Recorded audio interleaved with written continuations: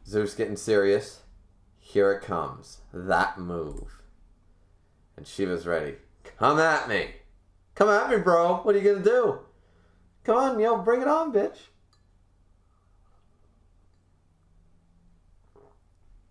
Shiva is going to take it head on? That's absurd. Do you really need to intercept it like that? And Hermes says, of course not. But, well, I suppose Shiva may. Man, I can't... Nah, this one's not sticking near as well. Man, I'm talking too much, unfortunately. Streaming, and this is my last one, too. And this stupid thing. Ugh, so painful. Sorry, guys, just have to, sort of reapply here. Should have shaved again, I guess, before I try to apply this one. I grow facial hair pretty quick. So, let's see. Raiden. Just ready. Oh my god, he's so, everything's twisted. That looks so gross. And Shiva ready to go. Flames on. Raiden, forward. Shiva, forward. Oh, Diabo Jambe versus Yatagarasu. Let's go. So we have Yatagarasu and Diva Loka. Boom. Boom. Beautiful artwork. Beautiful. Page 30. All right. And the heel of the kick is in Raiden's fucking palm. Oh.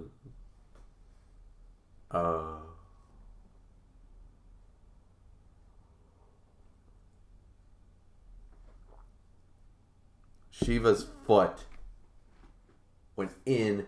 We haven't seen this sort of devastation for a while. Like Blue Boo breaking his bones out of his heels and shit. Like, this is grotesque. His skin is ripped apart like it's goddamn paper mache. Ugh. And of course it's burning him too. Oh god. And it's gonna... Oh, Brunhild shocked. Sumo shocked. Sumo parents shocked. Everybody's shocked. And it's ripping. It's ripping. Oh. It's like watching a Terry Fox run. You think you get leg cancer just watching it. Now I can feel my hand going thump, thump, thump, thump, thump. Like, please don't do that. Please stay together. Daddy needs you. Stay together. Stay together.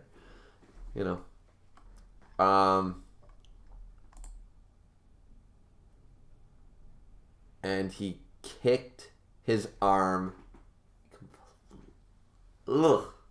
completely in half.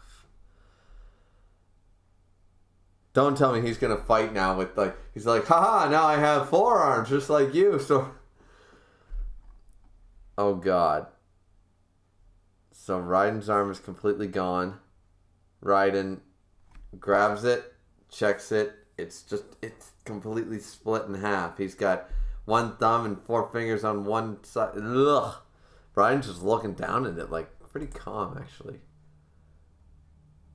Oh, there goes the piece of his arm. There goes the piece of his arm. Wait, so he grabbed it, he looked at it, he grabbed it, and then he was like, huh?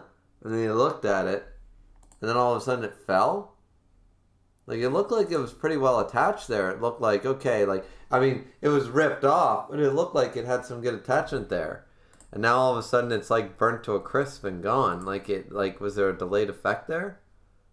Because now, did it then just go whoosh? So, that's burnt off. Everybody's shocked. Raiden unconscious from this. Oh, that half fell. Okay, that makes sense. But Raiden was conscious, and now he's just I'm done? He just fell unconscious watching his arm fall or something? Delayed effect? The transition's a little weird, because he was just huh? And the next shot we see him. You know, like literally, that's what we see. We see him, huh? And then the next shot is, like, that doesn't make a whole lot of sense transition-wise. Like, what just happened? But okay. I'm just trying to figure it out. Okay, so that fell, and burnt off, and Raiden begins to fall. His eyes are whited out.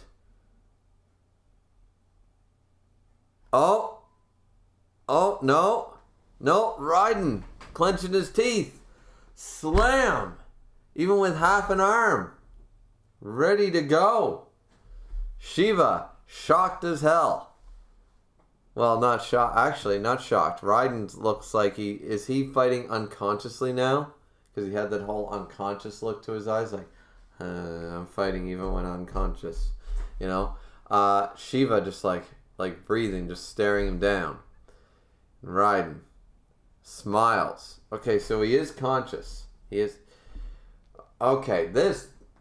I did not expect the whole, like, fist, like the foot into the palm thing. That was unexpected. God damn. So Raiden says, thanks.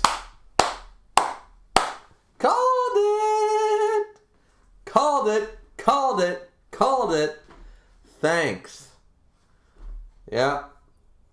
Thanks. Alright. I think Miss said the same thing. So, yeah. But yeah. Oh, I love it when I get something right first try.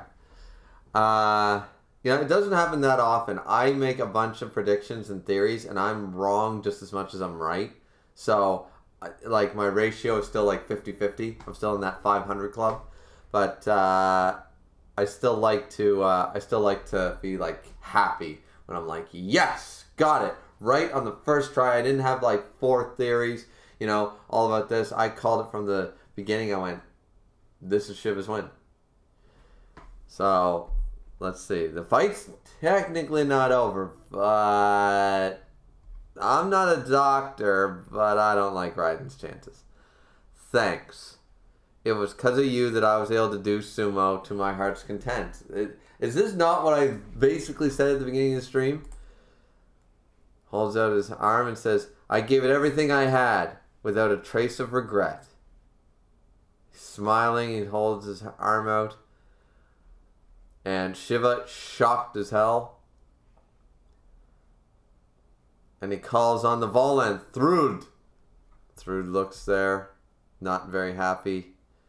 That Volan thing, call it off. I'm going to miss you, but it's about time for us to part ways. Oh, she's the only thing holding his body together right now. Once she lets go, he's going to... Ooh. The hell do you mean? Said Thrud.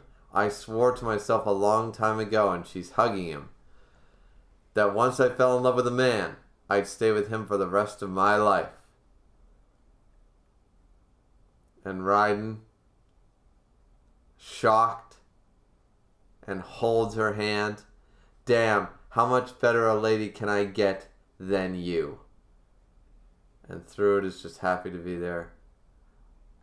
Oh, so they can... Ow, that really hurt to hit my face. But that Volan thing, call it off. I'm going to miss you, but it's time for us to part. Does this mean... This means that the 2 sisters that died, the one that did the shield breaker thing for Lu Bu, and the one who became with an H, became the knuckle duster for Adam, they potentially could have left him at the end, so they didn't have to die? I thought once he became a Volan, that was it. But it sounds like here, they're implying that before the human host dies, she can call off the Volan thing. She can go back to being a Valkyrie sister. And she doesn't need to die.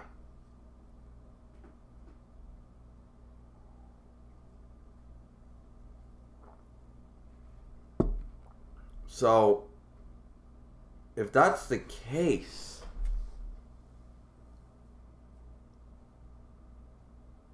this sets up... I'm going to have to really reread after this. I'm glad that this is the end of round 5 because I really got to reread Valkyrie and make sure I got all my ducks in a row, all my facts. Because I remember Gold getting so mad at Brunhild saying, Did you know the Volend would kill them sort of idea? He's like, this is what we're not playing games. This is a war and there are casualties and they know this and they're going to die.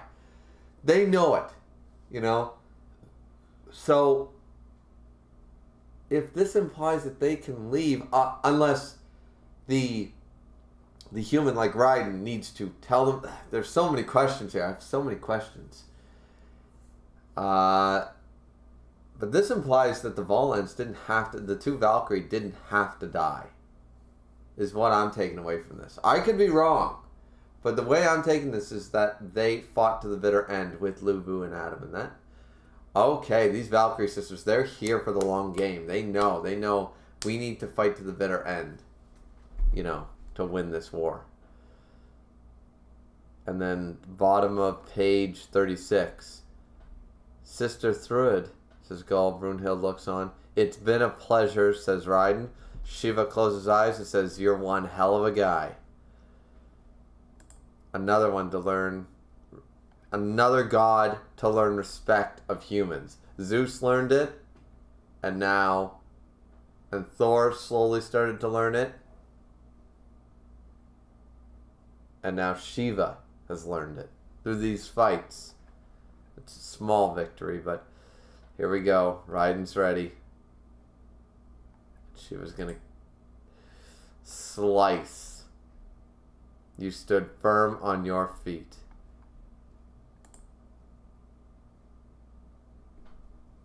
The gratitude's mine, human.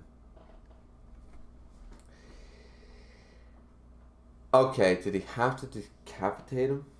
Like, come on, man. That's sort of almost... You could call it honorable. I don't know. For me, that's a little much. He could have just, boom, incinerated him. But he had to cut his head off.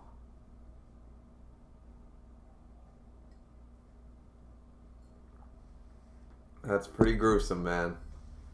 I mean, you could say it's quick and clean. I'm sure there's different schools of thought on this. Wow. Next page. Said, the gratitude's mine, human. No, Raiden Temon. With your help, this was the best match of my life. And Raiden's still his body's still standing, his head's gone, but he stayed standing. Wow.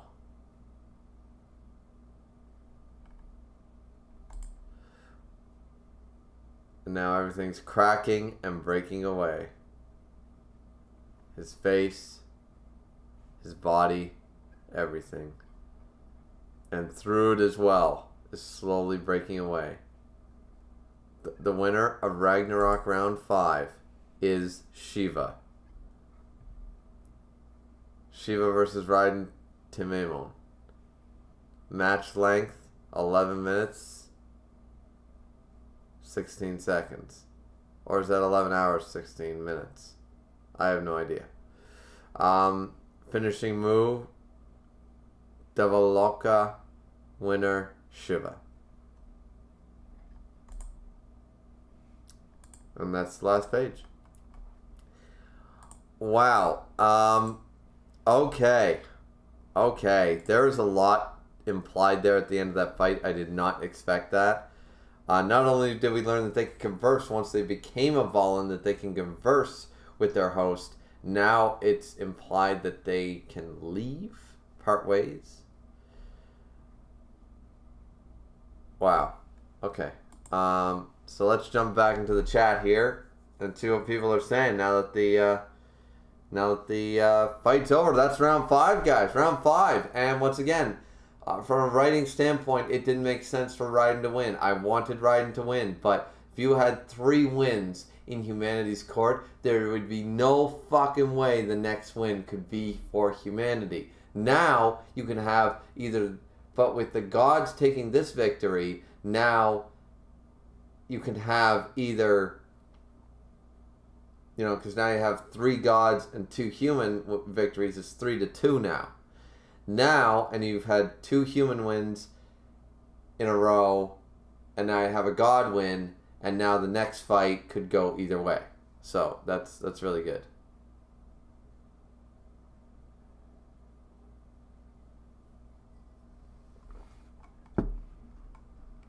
So let's scroll back up and let's see what the chat is saying.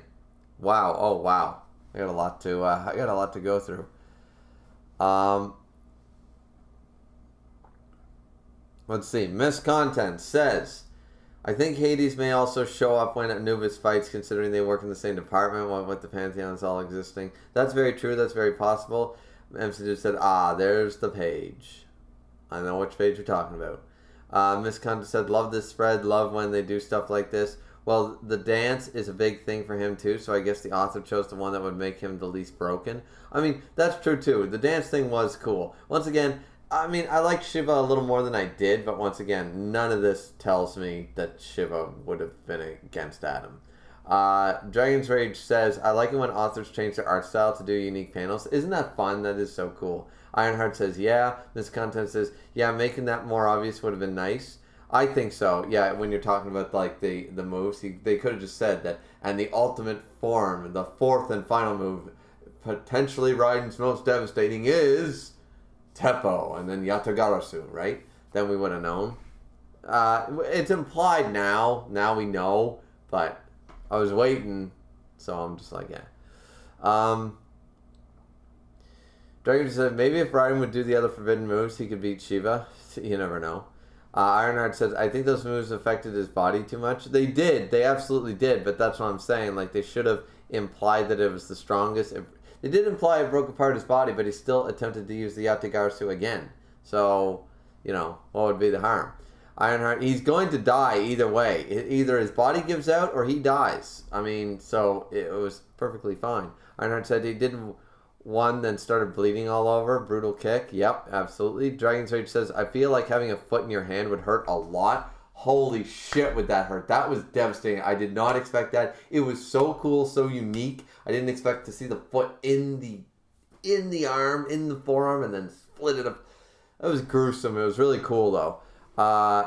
Chubb says, rip Raiden. Yeah, rip to the boy. Rip to the boy. I thought Shiva had to win. I knew Shiva had to win. But to make the next fight count, to make the next fight worth it. Otherwise, the next fight you'd be like, God's got to win.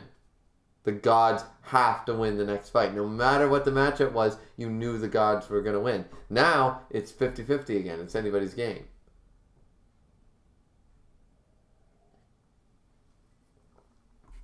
Chubb said, Shiva versus Raiden is probably the most brutal fight so far. Yeah, it's pretty brutal. It's pretty brutal.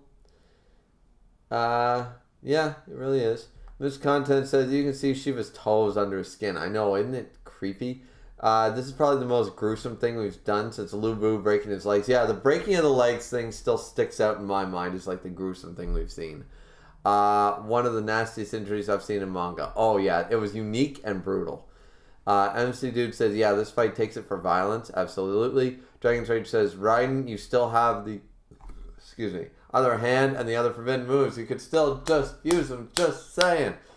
Now, Raiden's body was done long before he even attempted the Yatagarasu, and I think that was part of the thing, is that his, that Raiden was overusing his body so much that at this point, that's all it was going to be.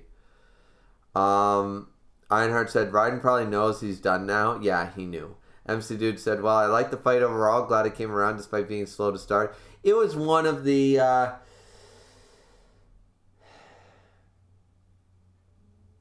It's not Herc-Jack and it's not Adam Zeus. But it's still a pretty damn good fight. Slow start.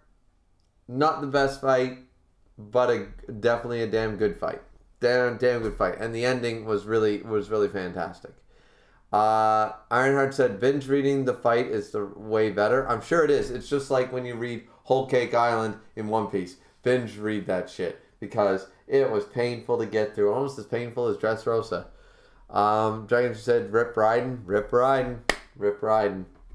Miss Content says, "Yeah, these fights are much better read in one sitting instead of month to month. The pacing is much clearer that way." Absolutely. When you go back, but you have a new appreciation. You do month to month, week to week, and then you go back, you get almost two viewpoints. Sort of like how I questioned whether I wanted to introduce my wife to Star Wars 1, 2, 3, 4, 5, 6. I ended up doing 4, 5, 6, 1, 2, 3, the way I saw it, because I wanted to make sure she got the perspective. There was something about that I feel like you almost need to do 4, 5, 6, 1, 2, 3. You know, it's just me, but like, so I think there is a unique perspective that you can gather from both ways of reading. But I definitely think upon reread, people definitely alter or change their opinions when they can read the whole thing. I remember all the hate for Whole Cake Island, and now people are like, "Oh, Whole Cake's not that bad." You know why? Because you're not reading it for a whole year while Sanji bakes a cake. You can read that in 10 minutes. Then it's done.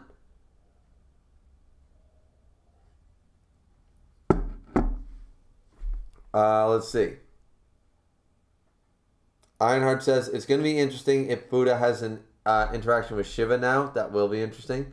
Solar Warrior says, "Buddha interacting with anybody is going to be interesting." Solar Warrior says, "Yeah, what Raiden said kind of ruins a little bit, but then we see the other Volans, the weapons themselves, are broken as well." That's true too. I don't think it ruins it. I think it means that the Valkyrie sisters are there to fight just as much as the humans. They are willing to bet their lives on that last punch, just as the rest of them are. So that last hit that they might win. So Raiden was just being like, Raiden having this connection with Sister Thrud was trying to save her. And that's really nice. You know, they had that such a deep bond. I don't think Jack exactly had that, you know, that the bond he was going for was like predatory. Let's see. Ductaro said, "Well, Lubu's Volan was destroyed after Thor's attack, so she couldn't call it off." That's true. MC Dude said, "I do agree. I wish Raiden had tried to fight to the end, but him trying to get through free in the end was fine too." That was actually better. I like that. I really do, because he knew he was done. He knew he could not with the one arm. His body was already at its limit, and he already broke the Yatagarasu. And if we're to take from this that the Yatagarasu, the other three forbidden techniques, would not have been as strong, the Yatagarasu was his strongest attack. Shiva beat it. Not only beat it, broke Raiden's body in the process. There was nothing else Raiden had in his repertoire he could have done. He would have just suffered at that point. So I think it was a good thing. Miss Content says, "It was really sudden for those two when their fighters died. With Raiden, there's pause where she's given a chance." That's very true too. It's very true. Otherwise, they'd basically be ditching out on their fighters before it was over. Yeah, and I agree with that. That's what I'm saying. The Valkyrie sisters are here just as much as the humans. It's not a bad thing that we see this. It just opens up brand new doors, brand new possibilities, and actually brings up the Valkyrie sisters as better characters as a result. They're not just sacrificing themselves into a sword and then it's like, well, I don't have a conscience anymore. It's like, no, they do, and they're there to fight. They can part ways. They can be a coward and leave, and none of them did. Miss Content said, "Yeah, fought to the bitter end as long as there was a chance." Exactly. Dragon Trade says, "He still had a chance for victory." No, he didn't. No, that was the end. Miss Content says, "I think decapitation is the quickest way to kill someone, isn't it?" Yes, it is, probably, but it was really gruesome. I sort of just wish he sort of like, boom, like, got rid of his heart, done, hole in the chest, and, yeah. Actually, it's still bitter on Raiden losing. Raiden had to lose, unfortunately. I wanted Raiden to win, guys, but the way this was set up, the way the victories have gone, Raiden had to lose. Otherwise, the next fight would have been a God victory no matter what the matchup was. And, I mean, they could have pulled another, like, Zeus sort of thing. They could have sent in Odin in the next fight and then been like, yeah, well, Odin's going to win. But now, it could be Odin. And Odin still could win. Because gods just came off of one victory. It works. It works. But there was no way humanity was going to win 4 in a row. It just wasn't going to happen.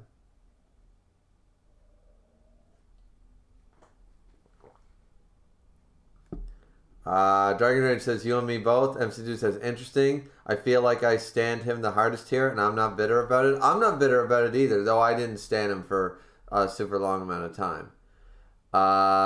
Man, I really got to catch up on this chat. You guys are going crazy. I love it. I'm trying to catch up.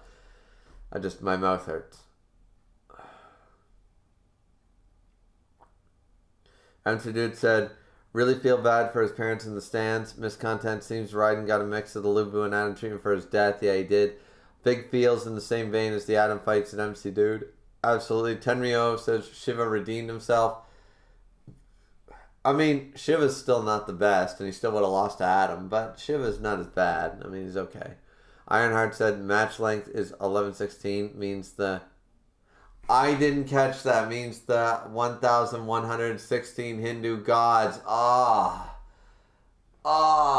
That's some Oda shit with the bounties, like putting in a pun. Jesus Christ. Miss Conta says 11 minutes, 16 seconds, just like the 1,116 Hindu gods. How did I miss that? Oh man, I feel like an idiot. Thank God for my chat. I feel stupid. Yeah. Okay. 11 minutes, 16 seconds. Dragon said, no, MC, I stand Raiden the hardest. Okay, boys, calm down. Everybody can stand Raiden, the loser, equally. Ironheart, I just noticed that. Pretty cool. Yeah, it is pretty cool, Ironheart. Solar Warrior says, yeah, I'm guessing they stayed to the last second, hoping that the human that could win, even at the last minute, giving the human every possibility to win, but they risked their lives in the process. Exactly. That's what I'm saying. It makes the Valkyrie sisters look even more badass and committed to the cause. This content says, Shiva has defeated the Japanese bias arguments. May its vile darkness never again touch our discussion boards. The Japanese bias arguments, really? There was such a thing? Because Zeus versus Adam had nothing to do with the Japanese. Sasuke beat Poseidon, so that was Japanese. Lubu was Chinese or whatever and lost to a Norse. And then the fourth fight, Jack beat Heracles, which had no basis in Japanese. I guess you're saying that, the Japanese aren't... Like, I don't get it. Like, we've literally had one Japanese victor and no Japanese gods shown. So, why was there Japanese bias on the thing? Is it because the list has a lot of Japanese names? Because the list is predominantly more of the Asian continent. But still. I haven't been on those discussion boards, so maybe I'm not aware of this.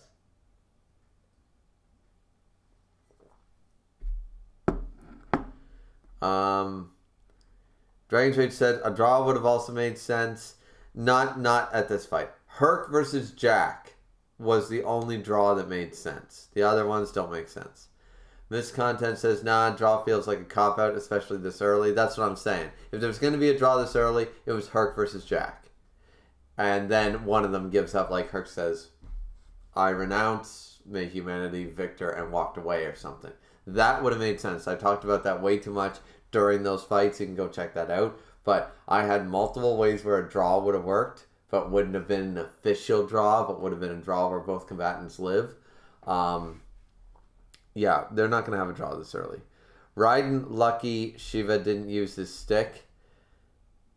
Ironheart, his stick? What stick? Oh, whatever. Doctaro said, now for the next fighter, I think maybe Qin Shin Hong, who I know nothing about, may come out to redeem the Chinese. Also, he looks pretty cool. I did see the design, as Miss pointed out. Yeah, sure, but once again, I don't have a dog in that race. So, it depends on who he fights. I might vote for the god on that one. Dragon's Rage said, Misk, it's going to happen eventually. It is, but not this early. Misk is right, Dragon's Rage. Misk says, oh god, not the stick translation from the Leaks channel. Ironheart, you were in the heart of it. Lol, that stick coming soon. There was a mistranslation. Okay, I'm missing an inside joke, that's fine. Solar Warrior said, never understood the whole Japanese argument. This is a manga, so of course the manga would be more familiar with Japanese myths and history, and they also have to please the Japanese audience. Once again, I just went down the list of all the combatants and all the main characters, and we literally have like 2. Yeah, okay, in the background we saw Okita, but he's on the list. So what? Jesus.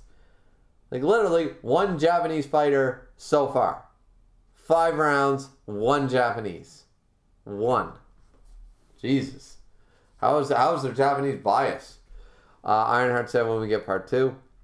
Visconta said, I disagree. These fights are supposed to be about a theme. Having a draw is the author deciding no side of the argument is correct. I mean, that's fair too. But I said that I could set up a way where Herc versus Jack could have ended where both fighters survive, but it's not a draw, an official draw. How does that sound? And I had ways it could have worked. Let's see. Man, I can't get caught up. Visconta said it's them deciding they can't think of an answer, and that would be a great way to end a fight. There is no right or wrong answer. That is an answer in among yourself. Dragon Church said Shiva did a fatality on Raiden, absolutely. Fatality, says Misk. Love it. Solar Warrior says Thor crushing Lubu's face is more brutal to me. That was pretty brutal. Visconta said that was more gross. The leg breaking seems more painful. True. The hand thing was painful as fuck, I'm sure. Visconta said since Lubu probably died instantly when that happened. That's true. Dragon says Sasuke cut off Poseidon's arm, and Poseidon then crushed his arm into bloody bits with his other arm, and then Sasuke cut off his arm. That was pretty brutal. Yeah, there's been brutality to this whole fight. Remember, Adam punched Zeus's head right the way around his body. This content says, yeah, the end of round 3 was gory in the best ways, considering it was after Poseidon being basically untouched all the previous chapters. And Poseidon is probably the most hated god thus far. Dragon's Rage says, and then Sasuke proceeded to cut off Poseidon's head, which is awesome. Doctaro said, we only have one more human on the list, remarkable for his brute strength. I wonder if humanity will at last surpass the gods in the contest of strength. As far as being the only one, I'll have to check into it. If you're referring to King Leonidas, I agree. But I think that, who was it? Who was I thinking of that also was a strength person? But maybe. Miss Content said Kentucky and Leonidas may both be strong men. Yeah, Kentucky's the other one. Yeah, Leonidas, of course. Doctaro said, yeah, but Leonidas is more notable for his spear, while Kentucky is strength and a big axe. Miss Content said, yeah, humans are supposed to be the underdog, so the gods are getting a 2-point lead is more realistic than humans leading 4-2. Exactly. And then that would mean that the next human would lose. And it just wouldn't be a fun fight from a month-to-month standpoint for us to watch, knowing that from a writer's standpoint, there's no way it would be a 5-2 at that point.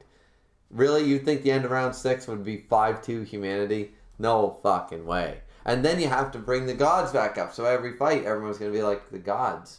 Right? Miss Conte said, well, the humans still have a chance to score again. That's right. Dragon George says, so this is what Griever felt when Herc lost. Damn. Exactly. When Herc lost, it was the shittiest thing. But did he lose or did he let Jack win? He didn't let Jack win. He lost for humanity. And that was his goal from the beginning. So I take that. I take that W. Miss says, people have been saying all the Japanese will win. It started with Kojiro getting the first win. But the only win. The only Japanese still show up. Like, Jesus. The larger number of Japanese fighters was a factor too. There's only like 3. Jesus. And there's only 1 from the God side. Man. Ironheart said, it started because Adam lost and Kojiro won, being the greatest loser. I understand what you guys are explaining. I just don't get it. The numbers, if you did up the numbers are not in that favor. If you had all the wins thus far be Japanese and one of the God wins be Japanese, then you have an argument. But you don't have an argument with 1 out of 5 rounds, 1 being Japanese being 1 win. That makes no fucking sense. It doesn't. There's been 2 Greek gods winning their fights. 2 Greek gods won their fights. Oh, wait, no. No, they didn't. No, the Greek lost. Zeus lost. Zeus won. Poseidon lost. Then Herc lost. They hate Greeks. There you go. Because 2 Greek gods lost. Like, Jesus. What, like, I don't get it. All I'm pointing out is I don't get it. Let's see. Tenryo says, will Record of Ragnarok make references to the movie 300 when Leonidas gets his fight? Probably. The Sparta kick, you mean? Miss Content says, now whenever they make that argument, we can show them the decapitation page and tell them to sit in the stupid kids corner. That's right. Ironheart said, so when Raiden was getting the upper hand against Raiden, there were comments of Japanese bias, okay? Miss Content says 2 Japanese gods and 4... 2 Japanese gods? There's 2? Who's the second one? Susanoo. Who's the other one? 2 Japanese gods and 4 fighters, but it's a Japanese manga for a Japanese audience, so of course we're going to have more. Exactly. The Shiva stick was a wrong translation of the Spanish Raws of chapter 41 saying Shiva stabbed Raiden with his Shiva. I see. Okay, Ironheart, that's cool. The Reddit has a bunch of the memes on the stick. Gotcha. Actually, Alien says 8 more rounds to go. I don't think we're going to make it all the way. Miss Content says they mistranslated the term for finishing off his stick, which is where the jokes came from. Solar Warrior says, I'm thinking the second to last fight might be a tie, and the last fight I'm 90% sure humanity will win. I don't know. I think the fights are going to be interrupted, like, all together, and we will never get the final fight. There'll be some big thing. Dragon said, never tell Shiva to talk to the hand. Apparently. Solar Warrior said, a tie or get the wins to be even? Yeah. Dragon said, that's the moral of this story. Ironheart said, I wonder if it's 6-5 for the gods, how the author will rate the last 2 fights. Yeah. Very. I don't think it's going to go down to like a 6-6 thing, you know? Miss Condon said, the Japanese bias arguments are all very dumb, but this fight basically puts the nail in the coffin. Yeah, it sounds really stupid, and I agree it's really stupid because it had no basis from the get-go, in my opinion. Ironheart said, people just were really salty that Adam lost. Yeah, but Adam also had the whole... You could argue, once again, his Volan did nothing for him, really. Nothing that a regular Volan doesn't already do. He had no special ability Volan that might have tipped the favor, and he got blood in the eyes. It was just unlucky, man. I was salty Adam lost, but I understand why. Dr. said, have you heard of Kengen Ashura? Another tournament manga that is pretty hype. Yeah, Misk, I think Misk reviews that, and I haven't read it yet. Miss Content said, Fishamonten is Japanese. Oh, really? I thought Fishamonten was Korean or something like that. But yeah, okay. I sent Griever the link to Kengen so he can read it eventually. Did you? Alright, I'll check that. I'll check to make sure you did. Alright, so we're only an hour and 47 minutes in. I finally got caught up with the fucking chat. This is fantastic. So, Dr. says, nice. Tenryo says, the gods are being kind of nerfed. Shiva is hyped as a god of destruction and creation, yet none of these abilities are used in the fight. Kengen Ashura is cool for Meinhardt. Yeah, I agree with Tenryo in some aspects, but remember, these are still all superhuman crazy. The fights are awesome. You're not going to have... If it was literally logically, then none of the gods would lose. Herc wouldn't have lost. Poseidon couldn't have lost. None of the gods would actually lose. That's why the beginning of the manga even says the gods laughed at it. The Ragnarok rule was put in there as a goddamn joke. The Volan give them a 1% chance of victory. You know, that's why Buddha is now being called traitor, because he taught them that they were at 0, now they have a fighting chance.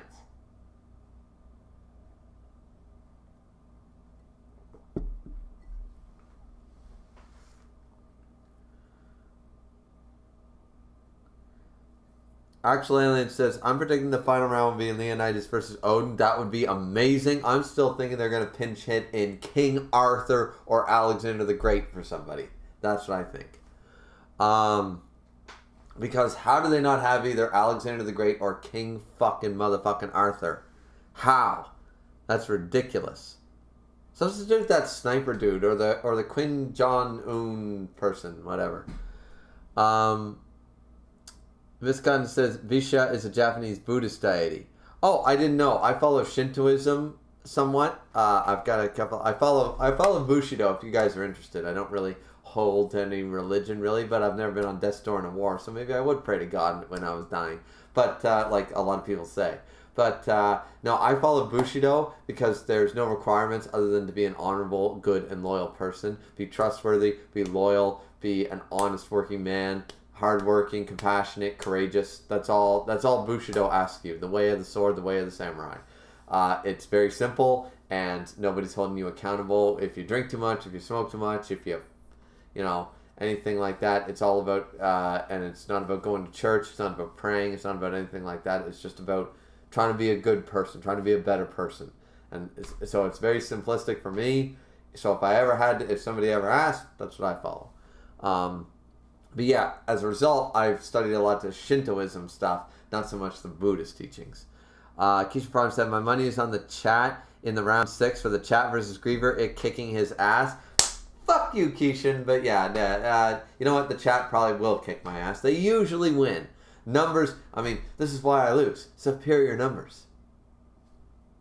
For those of you who don't know, that was a Firefly reference. This is why I lost. Superior numbers. MC Dude said, I kind of hope the next god to fight will be someone we haven't been introduced to yet. Yes, I'm hoping for Susanoo or Anubis or Apollo, somebody we haven't seen. I don't want Odin to be in the next fight, or Loki or Buddha. I want somebody we haven't seen. And I don't want Okita to fight either. I want somebody we haven't seen from the humanity side. I don't know why though. Dragon's Rage says, I know why, because it'd be awesome. Dragon's Rage said, which ball end do you think Adam should have gotten? So far, the muscle one, Raiden's might have helped. Control of the muscles, perfect control of the muscles while boosting the strength, by the sounds of it. That sounds like something that could have come in handy for Adam's blows. Adam was already doing Zeus's own techniques against him, but imagine with Thrud's power behind it. Just saying. That might have been a little more helpful. I'm not saying we have seen a special ability yet that would have tipped the favor for a sure victory for Adam. I'm saying that I'm worried that in round 8 or 9 we might see a Volend that has a special ability like Jack had or somebody like that is unique to them, but had you given that to Adam, Adam clearly would have won, never would have been a factor, and then that would make me pissed if we get that. I'm just worried that we will get the reveal. Ever since the whole idea of special ability Volans have been introduced, I'm worried that we'll see one in the later fights that would have been way better for Adam. That's what I'm saying. Not that we necessarily saw one, though Thrud's might have worked. Tenryo, Ironheart says that Tenryo, well, the fire is probably his reason for being destruction, but yeah, the creation part is missing. That's true. Solar Warrior says, I'm sick of King Arthur. He has been used too many cliches. Dude, this is an entire manga about cliches. We are literally using cliches. Everybody is a cliche.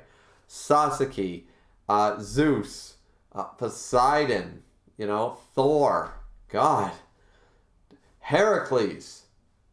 There's some uniqueness here, but there's also a lot of there's a lot of stuff here too. The Shinsengumi Okita, the Susanoo in a Japanese manga, Susanoo being used in a Japanese manga. For God's sake, Susanoo is in every single Japanese manga. It's always there, and sometimes subtly, sometimes blatantly. It's a Sharingan technique. So, I don't know, man. King Arthur is not that cliche. Dragonzer said, where is Bruce Lee? I don't know. Yeah, Bruce Lee. Or where's Chuck Norris and or Bruce Lee? That'd be awesome. Solar Warrior said, or because of gender bending? You mean from the Fate series? Yeah, okay. Actually, it says, I feel the reason King Arthur and Alexander were not used because they were too predictable. That's the only reason I can think they weren't used. Yeah, probably because people follow the Fate series. It's pretty popular. Alexander's used in that a couple of times, and so is and King Arthur is always used in all the Fate. So yeah, I can see why, but once again, it's that's literally the warrior. There's a reason King Arthur is so popular, because King Arthur is the warrior. If that's the case, then use Beowulf or something then. Just get some more, yeah. Dragon just said, I want Rasputin to fight. So do I. Miss Content said, I've scientifically predicted the next matchup. Let's hear it. Ironheart said, well, Thrud just let Raiden control his strength in the flashback. Raiden couldn't control his strength, hence he restricted himself until now.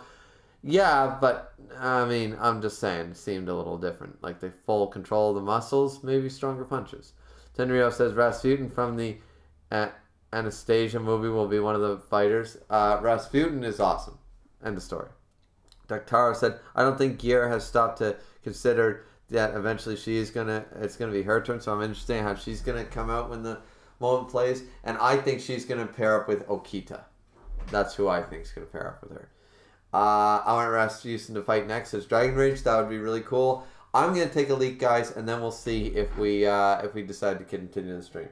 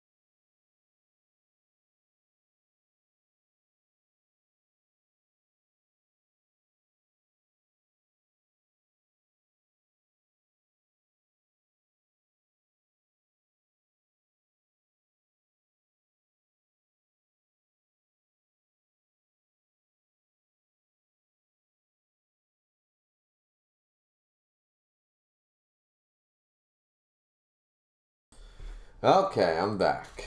So the way I figure it is, let's see. Tenryo says I want Rasputin to sing in the dark of the night in Ragnarok. That would be hilarious. Rah rah Rasputin, lover of the Russian queen. That'd be cool. That'd be pretty cool. So here's what I'm thinking. For the next hour. And we really are going to have to cut it to an hour, guys. For the next hour, I'm going to open up the Discord. And anybody who wants to jump into this stream can jump in and say their thoughts. We can ask questions. I'm mostly going to let the chat do the talking. So for this section. But depending on who wants to jump in and discuss. So it'll be, the floor will be yours, guys. I'm just going to plug in my headphones and make sure that I can make this, get this to work. I'm not sure how this will work. I always have to do the audio input thingy. So let's see what I can do here. Yeah, so not that. If I do this, and let's check the OBS thing. Desktop audio. The mic is there, so the desktop audio is also there. So if we hear it should work. So if you guys want to chat, I'm going to be jumping into the general, the podcast chat. Actually, we'll jump into there. No, we'll jump into general. All right.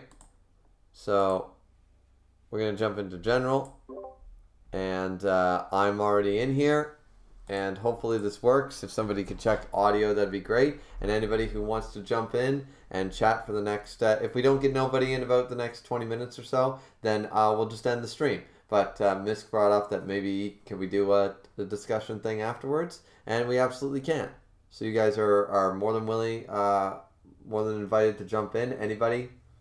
Yeah.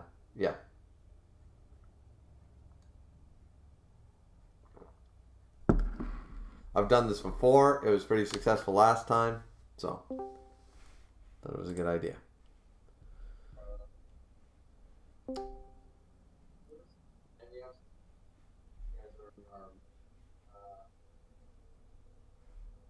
Let's see what we got here.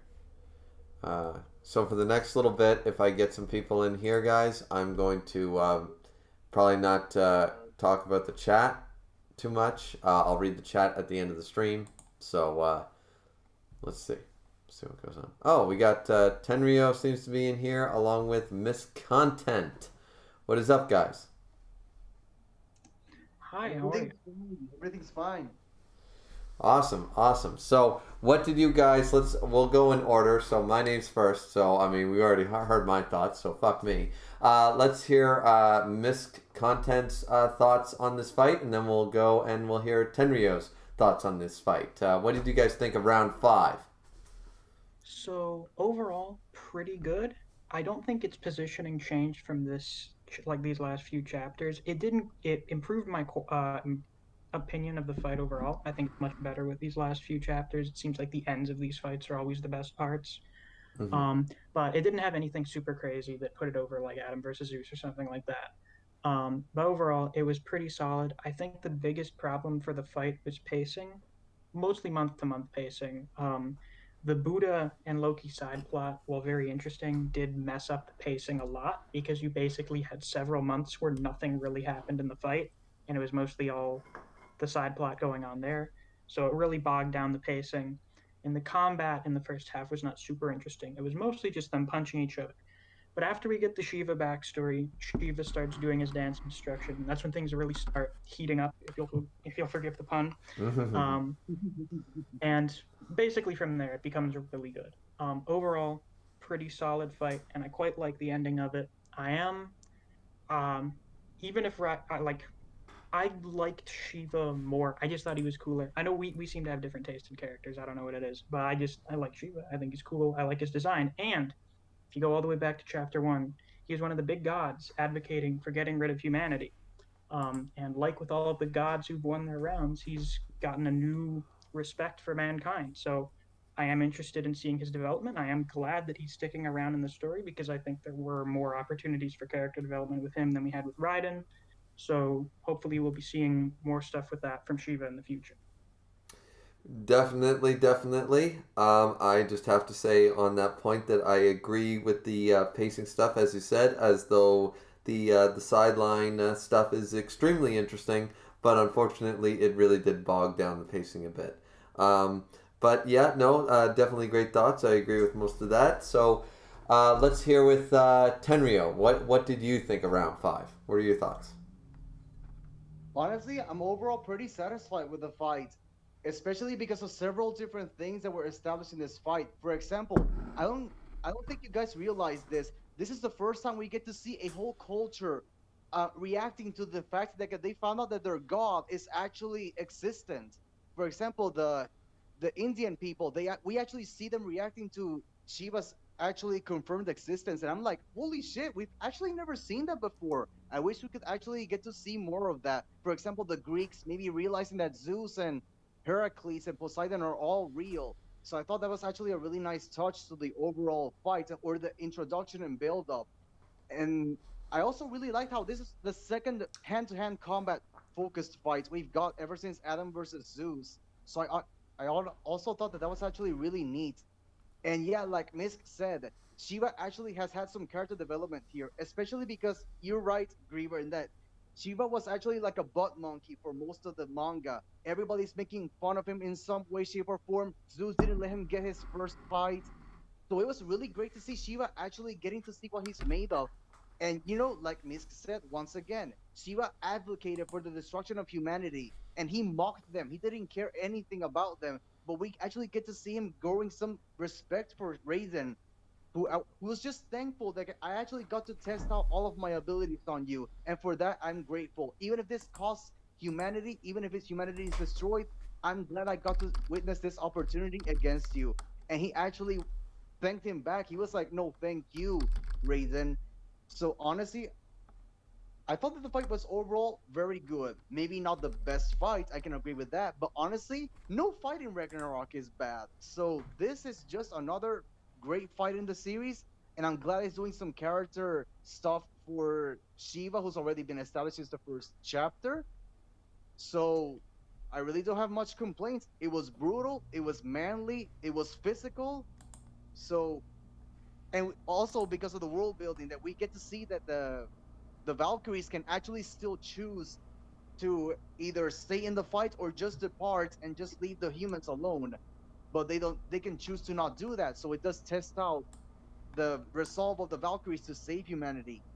So I Mm-hmm. really don't have many much complaints about this fight. Honestly, that's my Another thoughts. thing, another thing I really loved from the end is when Shiva calls him by his name. I love it. I absolutely love it when they do this. It was great when Thor did it. It was cool when Heracles did it. I really like when they sort of acknowledge them as this person who's sort of like an equal or a peer. Oh my God, I can't talk tonight.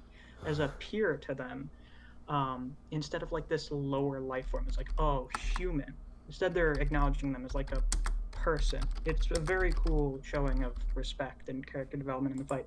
And also, it is good. I think it's overall a good thing that Shiva won his fight, because if he did end up losing after all of the making fun of Shiva for the last like 30 chapters before this fight, that would have been like kind of I don't know if I would have liked that very much if he was like getting shit on by everyone else and then just showed up and got stomped. I don't think I'd care for that Yeah, much. yeah, I would And have been also angry too. he was getting thrashed around for the first half of the fight. So I thought that may have been like a little underwhelming. Like he was getting thrashed the first half of the fight and then just ends up losing anyway. I'm like, that's not very interesting in my opinion. So ultimately, I am glad that he did take the W on this one. Also, I'm really glad that they finally established like a theme in the fights because that was one of the things that was concerning me. Because Yeah, for there a wasn't long really an time, obvious theme. I really didn't see like, okay, so what's the dichotomy between Shiva and Raiden? What is it supposed to convey? But they finally reveal it in these last couple of chapters where they're both shouldering like the pride of their people. And I'm like, oh, okay, now I get it. That's actually really cool because unlike something like Thor versus Lubu, it's not just about I'm the strongest ever and I'm living in solitude over the fact that I stand at the top. I'm at the top alone. In here, it's different because they're burdening they're burdened with the pride of their people. So we're not just fighting because we're lonely at the top. We have to do it because of the people that are putting their faith in us. So honestly, I really like that extra touch. It adds more dimension to this whole conflict between the gods and the humans. It shows how it just serves to show how gods and humans are more alike than they think, and I love that about this series. Mm-hmm. Yeah, another thing that I just thought of when you mentioned how they're basically carrying the pride of their culture is Shiva is the only god on the Hindu roster. So if he loses, that's it. With the Greek gods, after Poseidon lost, they were like, hey, we're going to send Heracles out there so that we can reassure everyone that the Greek gods are the best. We're going to send him out there and win. The Mm-hmm. Hindu pantheon doesn't have an opportunity like that. Shiva's all they got. So if he loses, the one Hindu god that they send out there to fight loses, that's not a great sort of public image thing for their pantheon. So he had a lot of reason to win this one for them. Yeah, That's no. actually a really good point. I never thought about it that way. Shiva is the only Hindu god.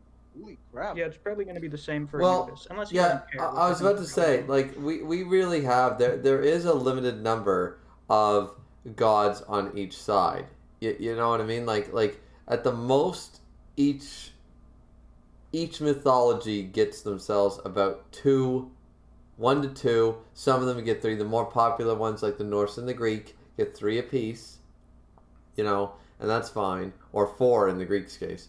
But uh, there is definitely that feeling that there's only, like as you said, Anubis is only, well, there's one, and then you have, as you said, then you have Shiva, who's only one, representing an entire mythology of gods and legends and myths, and you know, it's incredibly interesting when you look at it from that direction.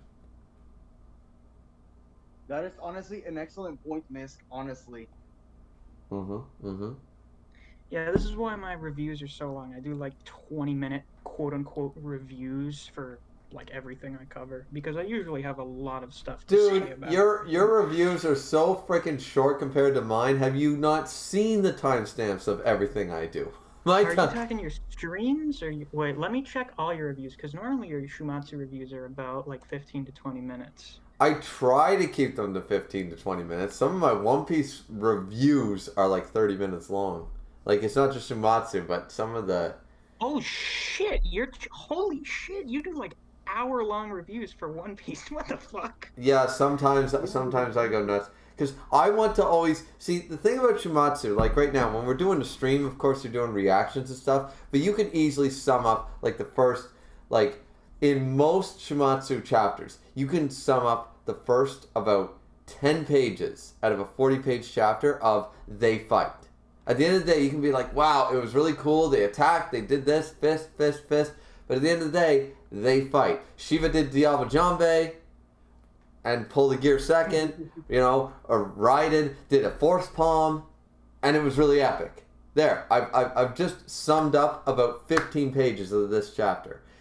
So when you do a review format of a fight manga, of a tournament style, it's way easier to sum that up really quickly from a review standpoint. Because a review is not a reaction. A reaction is going page by page, panel by panel. A review is, of course, as we know, summarizing.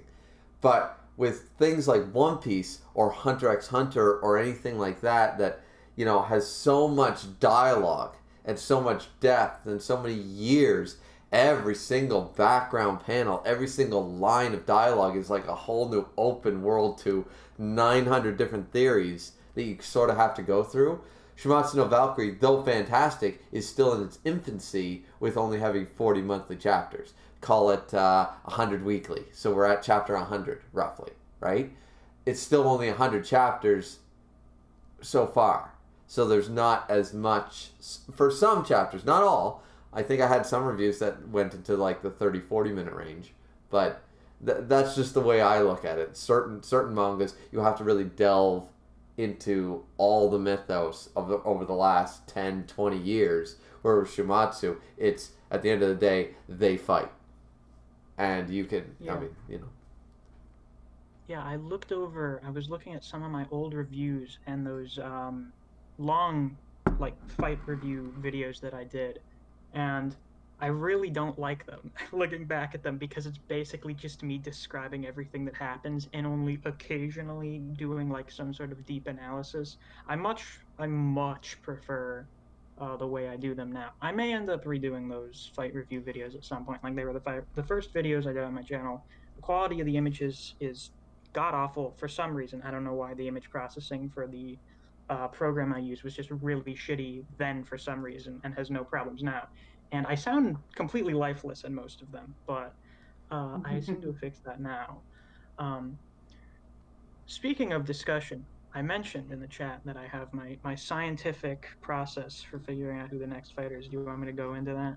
Oh, absolutely. I'm sure Tenryo is going to be excited to put his 2 cents into this one as well. Let's hear the scientific evidence, yeah, ladies and gentlemen. The scientific evidence from this content of who's going to be in the next fight.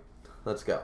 All right. I'm hoping we could all give a little segment about what our prediction is for the next match. So, taking a look at our roster, we have 8 people left. We have Qin Shi Huang, King Leonidas, Nikola Tesla, Grigori Rasputin, Akita Soji, Michael Nostradamus, Sima Haya, and Sakata Kentoki. First of all, I don't think any of the Asian fighters are going next. There seems to be a pattern. It's really early, so we can't say for certain yet. There seems to be a pattern of doing an Asian fighter every other fight. You have Lubu, and then Adam, and then Kojiro, and then Jack, and then Raiden. So I don't think we're going to have another Asian fighter, at least on the human side, next round, which leaves us with Leonidas, Tesla, Rasputin, Nostradamus, Rasputin is in Russia. Russia is technically Asia. Listen, most people I know it's a Europe. I like to bitch at people at that because it's technically the only European and Asian country in the world. The dual continental country. It's like, fuck off. You're in Asia. Listen, Rasputin does not look like any Asian person. Oriental. Let's use the right terms. Is that the one? I've heard Oriental's the one that you're not supposed to use. Oh, I don't know, man. I don't know. I keep saying transsexual, transgender. Some people get mad over one, some people, whatever. Anyways, yeah. No, I was just making fun. Go ahead. So we have Tesla. Rasputin, yep. So we got Leonidas, Tesla, Rasputin, Nostradamus, and Simo Haya. Out of those ones, I don't think Leonidas is going next. I think he's last round material. I agree with the Odin thing. And Mm-hmm. Nostradamus, with him being like a guy that predicted stuff in the future, like apocalyptic shit. I think Nostradamus is going to go later as well. So that leaves us with Tesla, Rasputin, and Simo Hayek. So now I should probably get into the God Fighters so we can sort of go over the most likely ones out of those. So the guys we have left are Buddha, Loki, Apollo, Susanu, Bishamonten, Anubis, Odin, and Beelzebub. For starters, Odin definitely not going next. I agree. Buddha definitely not. Or no, Yeah. I think we're getting a new pantheon next one for the next fight. Like we went through enough of the Greeks. We could get So another fighter, Anubis. but I don't think. Yeah, I don't think Loki or Odin are No. going up next because they have No. important stuff with the Buddha plot. Not getting them again. We're not getting Apollo next round, which leaves us Whoa, whoa, with whoa! I have a Susanu. question. Before you continue, I do have a question. Why not Apollo? I've agreed with your stuff thus far. It's pretty solid. But why not Apollo next round? Because before Shiva we had 3 rounds of the Greeks, so we kind of want to save them for later. Yeah. Like we got a Okay. Oh, lot of yeah, Greeks. yeah, yeah. All right. Fair point. Fair point. It So is the I last think Greek. we're Yeah. gonna go through new pantheons for a little bit before we Mm-hmm. get back to the ones that we've already seen a lot of. Mm-hmm. So Mm-hmm. that leaves us with Susanu, Bishamonten, Anubis, and Beelzebub. Susanu is a possibility, but we haven't actually gotten any Asian gods yet, so he's a possibility. But So I is don't find Bishamon. him as likely. Um, Beelzebub, we don't know what the fuck the deal with Beelzebub is. Like, is he Satan? Is he literally Lucifer? Is he just one of the crown princes of hell? Is he the pagan god Baal? I don't fucking know. If he's top tier, he's not going yet. I think we're gonna like scale it down a little bit. I Um, just to go on that fact, I think that if anybody's going to stand with Zeus and Odin, it's going to be Beelzebub, and he's just using that name as we've said before. There, you just pointed out literally all the possibilities I was going to point out with who Beelzebub is, and I think that it's one of the names. He is literally all 7 crown princes. He is Lucifer himself, the king of hell, and he might well, this would be weird, but never mind. But he would be one, as you said, like an endgame fighter. He's there with on the tier with Odin and Zeus, and we're not going to see him in the next round. yeah.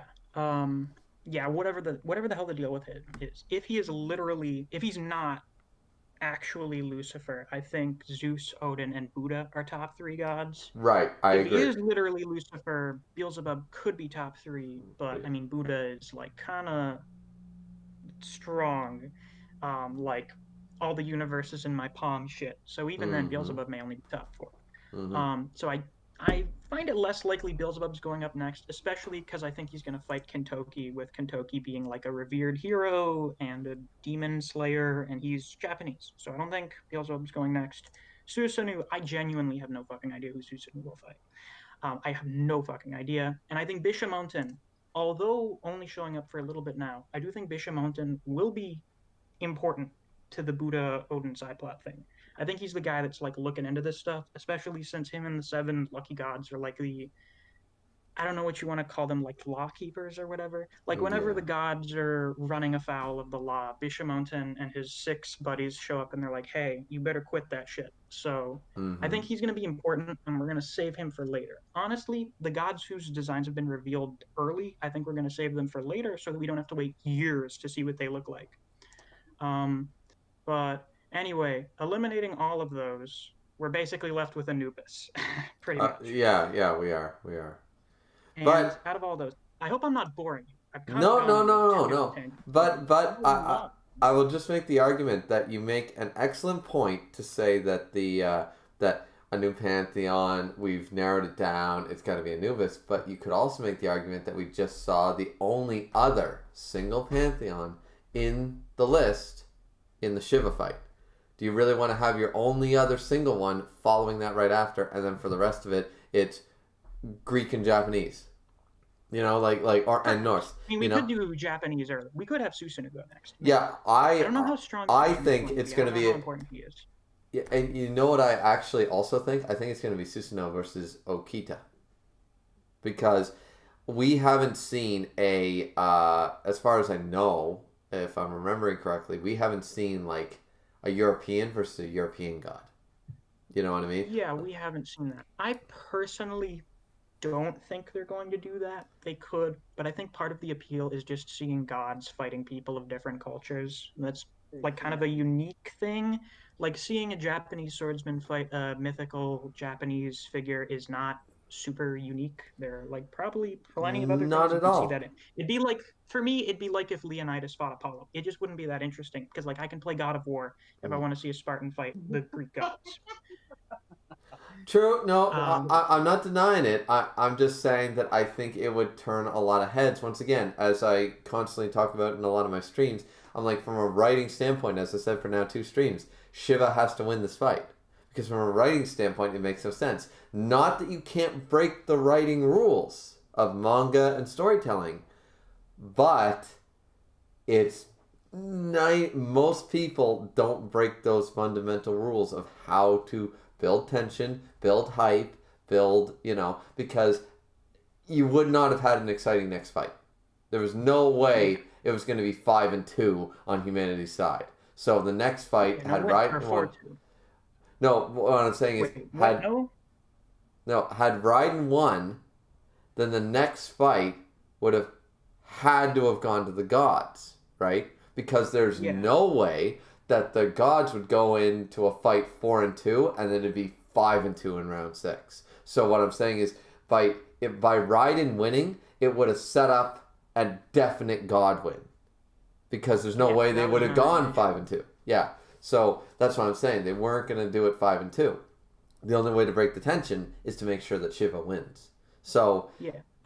you know, MC Dude just mentioned in the Discord that he thinks Kin may fight Anubis due to the obsession with immortality. I think if Anubis doesn't go next, he'll probably fight Kin I and make think it like an army battle. I think Anubis will fight Rasputin because Anubis is the god of death, and Rasputin was stabbed, poisoned, shot, and thrown to the wasteland.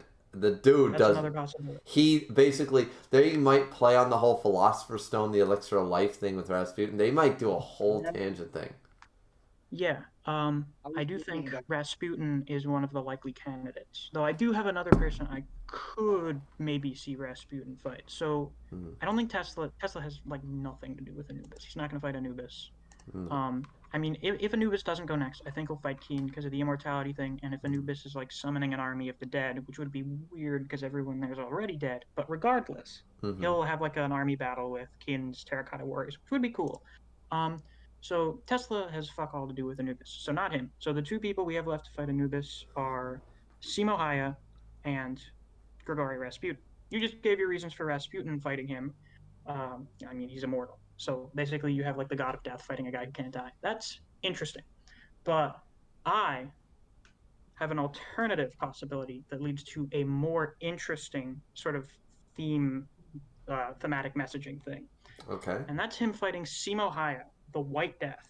Do you know what the deal with Simo Haya is, other than being a sniper? Chubb has, or my YouTube channel, as he puts in the chat, has informed me greatly on this dude that I have no fuck all about, but he has informed me everything. I had to look up the Wikipedia, so yes, I know all about the White Death at this point, from what Wiki will tell me. Okay, So, so I do we have the god of understand. death. Yeah. Yeah, the god of death fighting a guy who's basically just known for killing a shitload of people.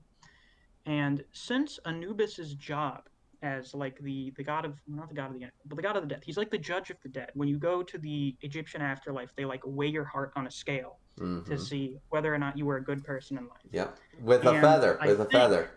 yeah, with a feather. Mm-hmm. And I think if we have Simo fight Anubis, we could get a fight with a very, very interesting story about sort of the morality of death and killing. And so, for the most interesting theme and plot for a fight, I am predicting that Anubis will fight Simo Haya in round 6. That is very interesting. What I want to hear, though, before I get into it, is Tenryo, what do you think of all of what Miss has said about his idea of what round 6 will be about in the matchup? Honestly, yeah, Anubis is one of the gods that I want to see most next because he's actually like possibly the only god in that list that actually doesn't look humanoid. He's like an animalistic looking He's got a god. dog head. He's a dog guy. Yeah. Jackal, I believe it is. All the Yeah. other ones just look human, and with the possible exception of Beelzebub, he could look very demonic looking, but possibly not. He could look just like a regular human, but with demonic features. But Anubis is the one that is guaranteed to look like an actual beast. And yeah, Mm-hmm. him being the god of death and everything, or the judge of the dead, versus like Simo Haya, which described as someone who killed so many people in his life, and maybe he's trying to come to terms with actually like his whole life decisions Yeah, like he throughout his killed 50 years. 500 people. That's a lot for one person to kill by Mm-hmm. yourself. It's not like modern warfare where you just press a button and then you blow up like a city block. Like this dude by himself individually killed 500 people. I Mm-hmm. don't know what Simo Haya was doing like after the war. That sounds like something that would like maybe make a person think some things about themselves. Mm-hmm. Mm-hmm. Exactly. So I was thinking honestly that that will actually be a thematically strong fight, possibly, especially when Anubis. I want to see like a more morally ambiguous god like Anubis, because being the judge of the dead, you had to be a little more morally ambiguous. Because I think, for example, Beelzebub, we were talking about him. I think he's gonna be like one of the last gods, because I don't think he's gonna be a very, how can I say this? Like, he's not gonna play fair. He seems like a king of evil and stuff like that. So I think he's gonna be like one of the last ones, especially if he's gonna be the analogy to Lucifer in this whole series. I also Which have an there, interesting idea about It's it's Beelzebub we it's can get into it's later. it's funny you mentioned that, Tenryo, because I would argue 2 points of what you just said. Number one is that I believe we did get a very ambiguous god in the form of Heracles, the only god on the god's side fighting for humanity's victory. That's ambiguous as fuck. And number two, we have who, but nonetheless still fought for the gods. So there's a whole gray area in the Jack versus Herc fight, which is why people still can't put Zeus and Adam necessarily as top the best fight, because of the gray area that Jack versus Herc represented. It was such a switch. Nobody wanted to cheer for a serial killer, and Herc was literally fighting for us on the other side. So it was a whole gray area. So I would argue that. Number two, Beelzebub, if he is what we just talked about, if he is truly Lucifer, he's not going to be the king of evil. He's going to be the misunderstood angel that has been in popular fiction for the last couple hundred Paradise years. Lost Lucifer. Right, exactly. He's going to be the one that he said, well, wait a minute, Dad. You made me from fire. You told me never to bow to anybody but you. And now you created this thing millennia later, and now you're saying bow to him.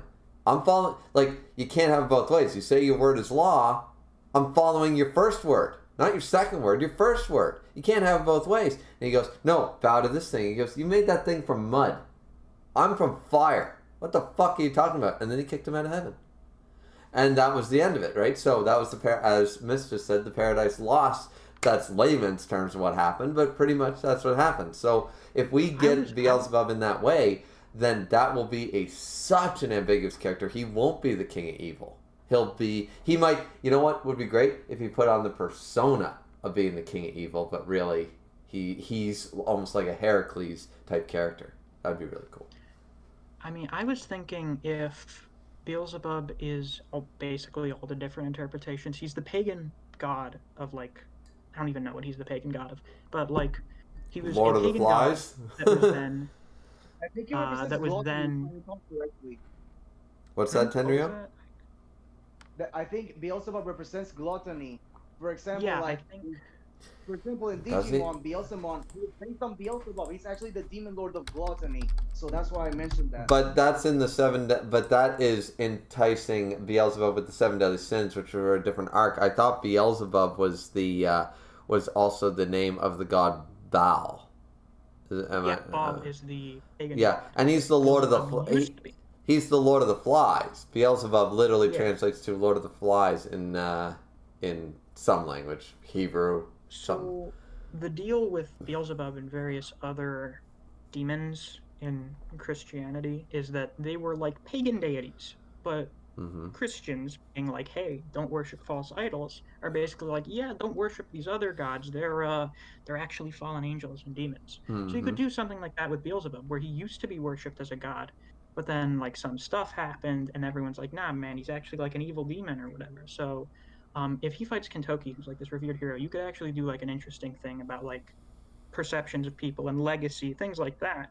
But I guess you really don't even have to do that if he's the fallen angel Lucifer. You could still do something similar to that if he's just Lucifer. That's true. I just want to say what Tenryo just said. Um, Most people associate Beelzebub with the sin of pride when they apply the seven deadly sins. However, one source who became popularized in the 18th century was Peter Binsfeld. I'm just doing a Wikipedia thing, guys. And Beelzebub was then considered the demon of gluttony, one of the other seven deadly sins, whereas all the others considered him one of the false gods or the associated with the sin of pride. So Beelzebub, by one scholar, which became popularized, not saying anything more on that, but he was definitely in some writings and storytellings, Tenryo was right to say that Beelzebub has at different writings and times been referred to as the sin of gluttony. I never took to that one with the seven crown princes of hell being referred to as seven deadly sins. Always saw them as a different sort of, you know what I mean? But when they are applied, that's totally fine. Aren't there 9 circles of hell? Why are there only... There are 9 in Seven Dante's of them. in the Divine Comedy. There are 9 Oh, circles right, of the hell. Christian fan fiction that we've all accepted as canon. Yes, which is absolutely incredible, actually, because actually, I mean, you know what? The funny thing is that the Divine Comedy keeps more like coherent understanding than the entirety of the Bible. I've read the Bible, King James. I've read that fucking thing, and let me tell you, the Divine Comedy was made way more sense, a lot easier to read, man. Like the Bible contradicts itself. itself. Piece of literature. The Bible contradicts itself like 17 fucking times before you reach chapter 3. So I'm like, oh my fuck, you know. So, yeah. Does Dante's Inferno call out some of the problems with Catholicism or Christianity at the time, where that's all these people went to limbo before Jesus was born because they didn't know about him, and Dante's like, isn't that bullshit? That sounds like bullshit. Yeah. Dante does call that out, but they also say that they're not suffering. See, the people like Heracles and all the Greek, like great people of the Greek era and all the stuff, they point out a bunch of people like Socrates and stuff. They're like, there was no way for them to know of the one true God. So they are not punished. They stay in they this. just hang out in limbo. Right. They're not being tortured. They're not ghosts like they're not like zombies that is sometimes depicted. They're basically chilling what they believe, basically a sort of Valhalla. They're in a big hall that is forever unchanging. It's limbo. It never changes. They eat, they drink. They're just kind of bored for eternity. Yeah, they're bored for eternity. But at the end of the day, so they don't get to conquest, they don't get to fight wars anymore, but they're never punished. And you know what? I love that about the Divine Comedy because it actually dictates. I'm like, well, how is it fair? What about people that were born before Jesus fucking Christ? Who was not born December 25th, people? Jesus. Like, literally Jesus. That was pun not intended, but Jesus, people. He was not born. They stole the winter solstice. Fuck off. You know?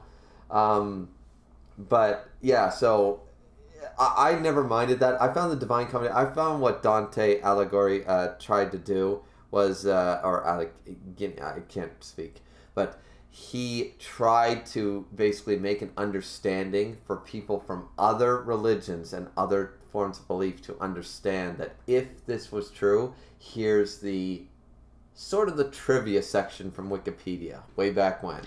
You know what I mean? And he did an excellent job of it, in my opinion. You know, I think he did a fantastic job. It's a great writing. I really enjoyed it.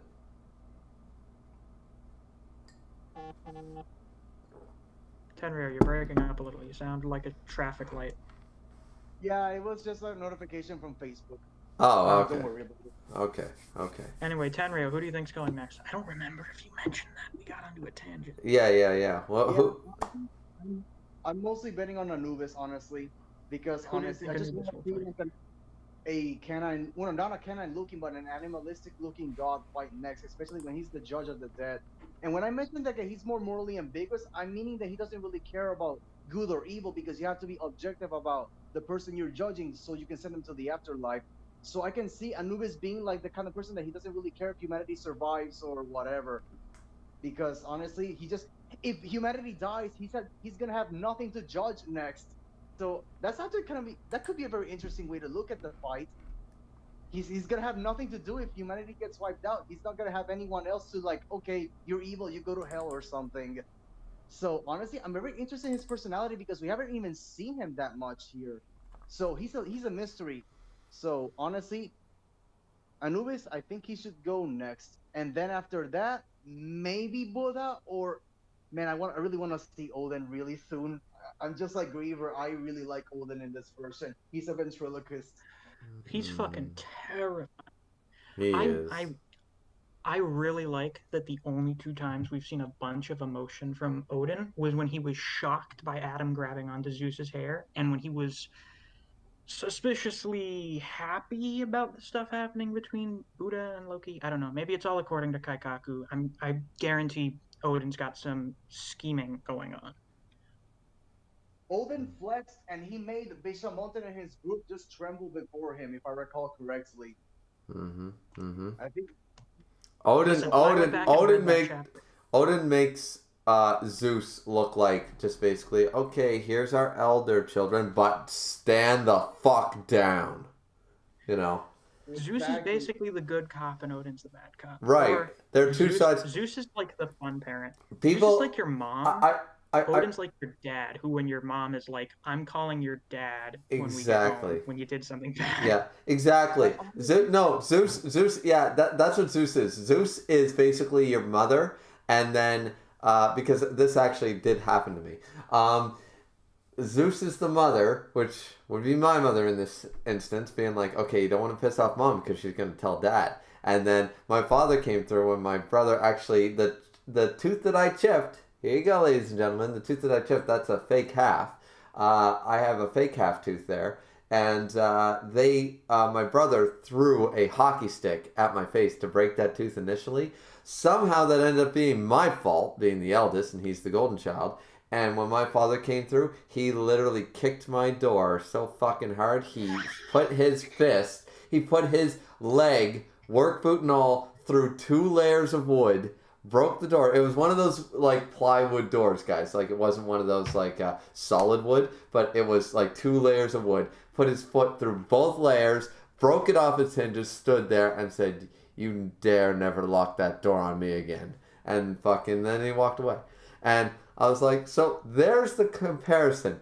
Zeus saying, I'm going to tell your father, and my father coming home and breaking the door down. That's Zeus and Odin. Odin, like, Zeus goes, yeah, just wait until Odin shows up. And Odin shows up and you're like, oh my fuck. Please don't kill me. Yeah, because Zeus is like the fun-loving one, but Odin is like the... everyone talks to Zeus, nobody talks to Odin. Loki talks to Odin because he doesn't give a shit. Yeah, and remember what he said? Remember what he said? If you take that form again, I'll kill you. And he's like, oh. Yeah, it's like, I thought I told you never transform into Thor again. Yeah, and he's like, oh shit. Yeah. Okay. It's like, oh, wait, it was a joke. I'm just messing around. Yeah, Uncle. I think Loki will have something important to do with whatever Odin's doing. Just with him being the trickster god, he's probably pretty useful for that stuff. I'm just gonna say just really quickly before we forget the tangent. So Tenryo, so let's go down the list here. We got Tenryo. Who did you say you think the next matchup is again? Anubis versus who? Honestly, Anubis. Anubis because he's an Egyptian god, something completely different. Who do you think Anubis is gonna fight? Yeah, you gotta pick a name. Pick a name. Misk, you convinced me. It's gonna be Simo Haya. Fantastic. You convinced me, dude. Okay. Yeah, I know everyone said Apollo for a while, including me, but upon looking into it further, Apollo really doesn't have too much to do with archery. I was about to say, what the fuck does Apollo... Why does everyone say Simo versus Apollo? To this day, everyone just assumes he's like an archery god. I don't know. They all played God of War 3 and got the bow of Apollo, so they all assumed he was like this big archery god. But he's not. Like a... He's a chariot and spears. Like, the dude is... more like a medicine prophecy god, which is why I think it's more like he'll fight Nostradamus. Honestly, if Simo was to fight an Olympian god, it should have been Artemis, but she's not on the list because Artemis, she's an archer, she's the god. Right, exactly. Yeah, but she's not here. We don't have any females on the list, so scrap that idea. Okay. Some people mentioned a pure range battle may get boring. Number 2, here's who I think is going to go next. And it's totally because, once again, I like the argument. I like the scientific evidence that Misk pointed out. So great for us. But Anubis being the only other one, we have basically in this pantheon here of lists of heavens people, we have only 3 with a single person. We have Shiva, Beelzebub, and Anubis. I really doubt after Shiva just made his big debut with a victory for the gods, are we going to see either Beelzebub or Anubis, because they are the only representations of their religion/mythologies. So that is my one counter that I have to either one of them showing up the next fight. Now, what I think a good matchup would be Tesla versus Susanoo. Because that's the other one. That's the one that works. Because Susanoo, of course, as we know, god of storms, blah, blah, blah. Basically wish Rudra was fighting instead of Shiva, because I like Rudra more. But Susanoo is right there. He's the god of storms. He's the Japanese god. We get a Japanese god finally. We've already had a Japanese human. It's time to show up, because he can't end it. We need to start introducing some of the more Japanese, because he can't end it with the last 3 fights being all Japanese versus Japanese. As we talked about, the humanity list is heavily Asian. So we need to start knocking off some of them. So, but we also need to knock off some of the god side of that. So Susanoo versus Tesla sounds like a great matchup to me, depending on what they do with Tesla. So I think that sounds like a really good fight, and that's the one I'm betting. That's the one I'm betting. So we have Tenryo right now, guys, in the chat, and in the Discord, lock in your prediction before Chapter 42 drops, before spoilers come out, and then I'll read them all out, whatever I get and stuff like that. We'll read them all out. I can't do polls yet because I don't have the community thing like our boy Misk over here with 1,000 subscribers. It still hasn't unlocked yet. I'm waiting for it. Oh, really? I'm still waiting for them to email me about my community tab. It's been like over a week. I'm waiting. Oh wow. So never mind, guys. Never mind. This is still waiting, so I still have time to catch up. Give me 700 subscribers really quick. So I will immediately direct them towards your channel. There we go. Demand them. Yeah. I'll use my Odin spiritual pressure, and I'll just tell them I'll go sub to Griever right now. I don't give a shit what you do after. Just go click the subscribe button. There we go. See, I got Misk on my side here, guys, so we're all good. So either way, right now we have 3 of us locked in, 2 of us saying Anubis versus Simo, and I've got Susanoo versus Tesla. So we'll see what the other people are saying just right quick before we continue talking, guys. Just want to see what other people are saying. We have MC Dude saying Simo versus Apollo, range battle, and MC Dude is saying I'm guessing Quinn versus Anubis. Okay, so we have Anubis locked in once again, but it's going to be Quinn, the Chinese general, I believe. Is that who that is? The first emperor of China, the man who unified China. Oh, all right, from Kingdom. My God, see, they changed the names up slightly in Kingdom, so I always forget them. So yeah, okay, Quinn from China, but it was Shin who did all the guy who drank fucking mercury because he thought it would make him immortal. Mm-hmm. Oh, you wacky ancient medical practices. Well, they all thought it was the Philosopher's Stone, man. It was good to go. Yeah, I hope that guy is fucking insane when he comes out. Yeah, I want him to sort of. I hope he's an absolute maniac. We got Dragon's Rage in here saying Rasputin versus Anubis, which once again I think is the better matchup for Anubis. I think Rasputin versus Anubis is better than Simon versus Anubis. But I definitely agree with your argument. If it is the White Death, I'm not gonna be disappointed. Let's put it that way. I think both of those. I think Rasputin versus Anubis may be more interesting for like a combat sense, maybe, especially if Rasputin is just straight up immortal, like he just doesn't die. Maybe that may be like a funny.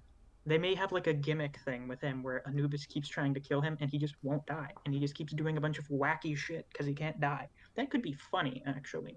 But I think the Simo versus Anubis fight may be more interesting from like a thematic, philosophical perspective. You know, big brain philosophy in my monthly fighting manga. Oh, that's right. will it be too weird if Anubis can't, the judge of the dead can't kill an immortal human? I mean, it doesn't That'd be matter if he's pretty weird. immortal. Anubis is the god of the dead. If he's immortal, how the fuck did he get here? You know what? Exactly. I believe that this mangaka can pull that off in a very creative way, in a way to explain that Anubis, it might be the farrier of souls, might be the god of death, but only once one has died. For example, I'm just spitballing here, but if the soul refuses to leave the body, he can't touch it. He can't touch it until the soul has given up and believes that death is a thing. Like, I'm just spitballing ideas onto how to get around the whole idea that Anubis can't kill Rasputin, for example. And of course, they'll figure out a way, but yeah.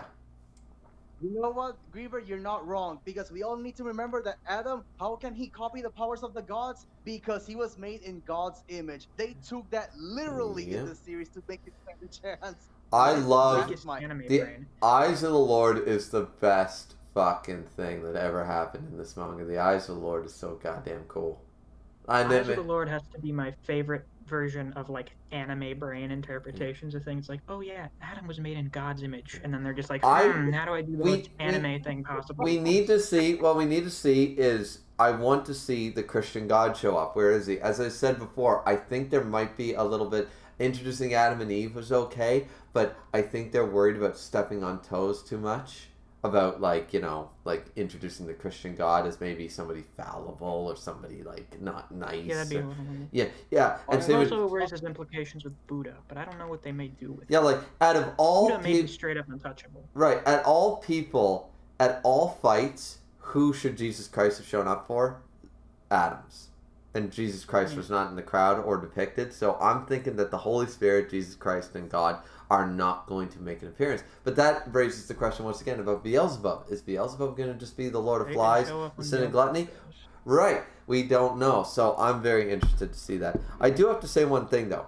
Going back to the White Death, because I know you guys like this person. Pretty interesting. You killed them with an iron sight, no scope. That's fucking ridiculous. But I have to say one thing. This person killed, what was it recorded, 500 and something kills? Yeah, like 500 people. Okay, so 500 people. But all through a sniper rifle, correct? Mm-hmm. They didn't go off and knife somebody. Okay. So I would love it. I would love it for this character to have the traumatic thing that has been used in many a drama in TV shows, many a drama in movies, and in fiction, of it's easy for a bomber to drop a bomb. It's harder to knife someone. Because you have to see the whites of their eyes, you have to see them die. It's easy to shoot 1,000 people when you can't see their faces. You know, you could argue that through a sniper rifle you can see the face, yeah, but you don't need to watch, you don't need to, feel. Like, this was the thing about the samurai. Samurai thought that guns were dishonorable because you can shoot from a distance. That makes you a coward. You want to kill a man, you gotta stab him, you gotta feel his heart pumping through your hand because you just stabbed him in the heart. You need to watch him die, you need to look into his eyes, you need to see a man die. So I would like it if we went on that thing. A great thing that a very old show that probably nobody but me has ever watched. Thousands of people, just nobody younger than me, is the show MASH. And in MASH, there was a very popular show back in the 70s. There was an episode where a bomber finally snapped and believed himself to be Jesus Christ.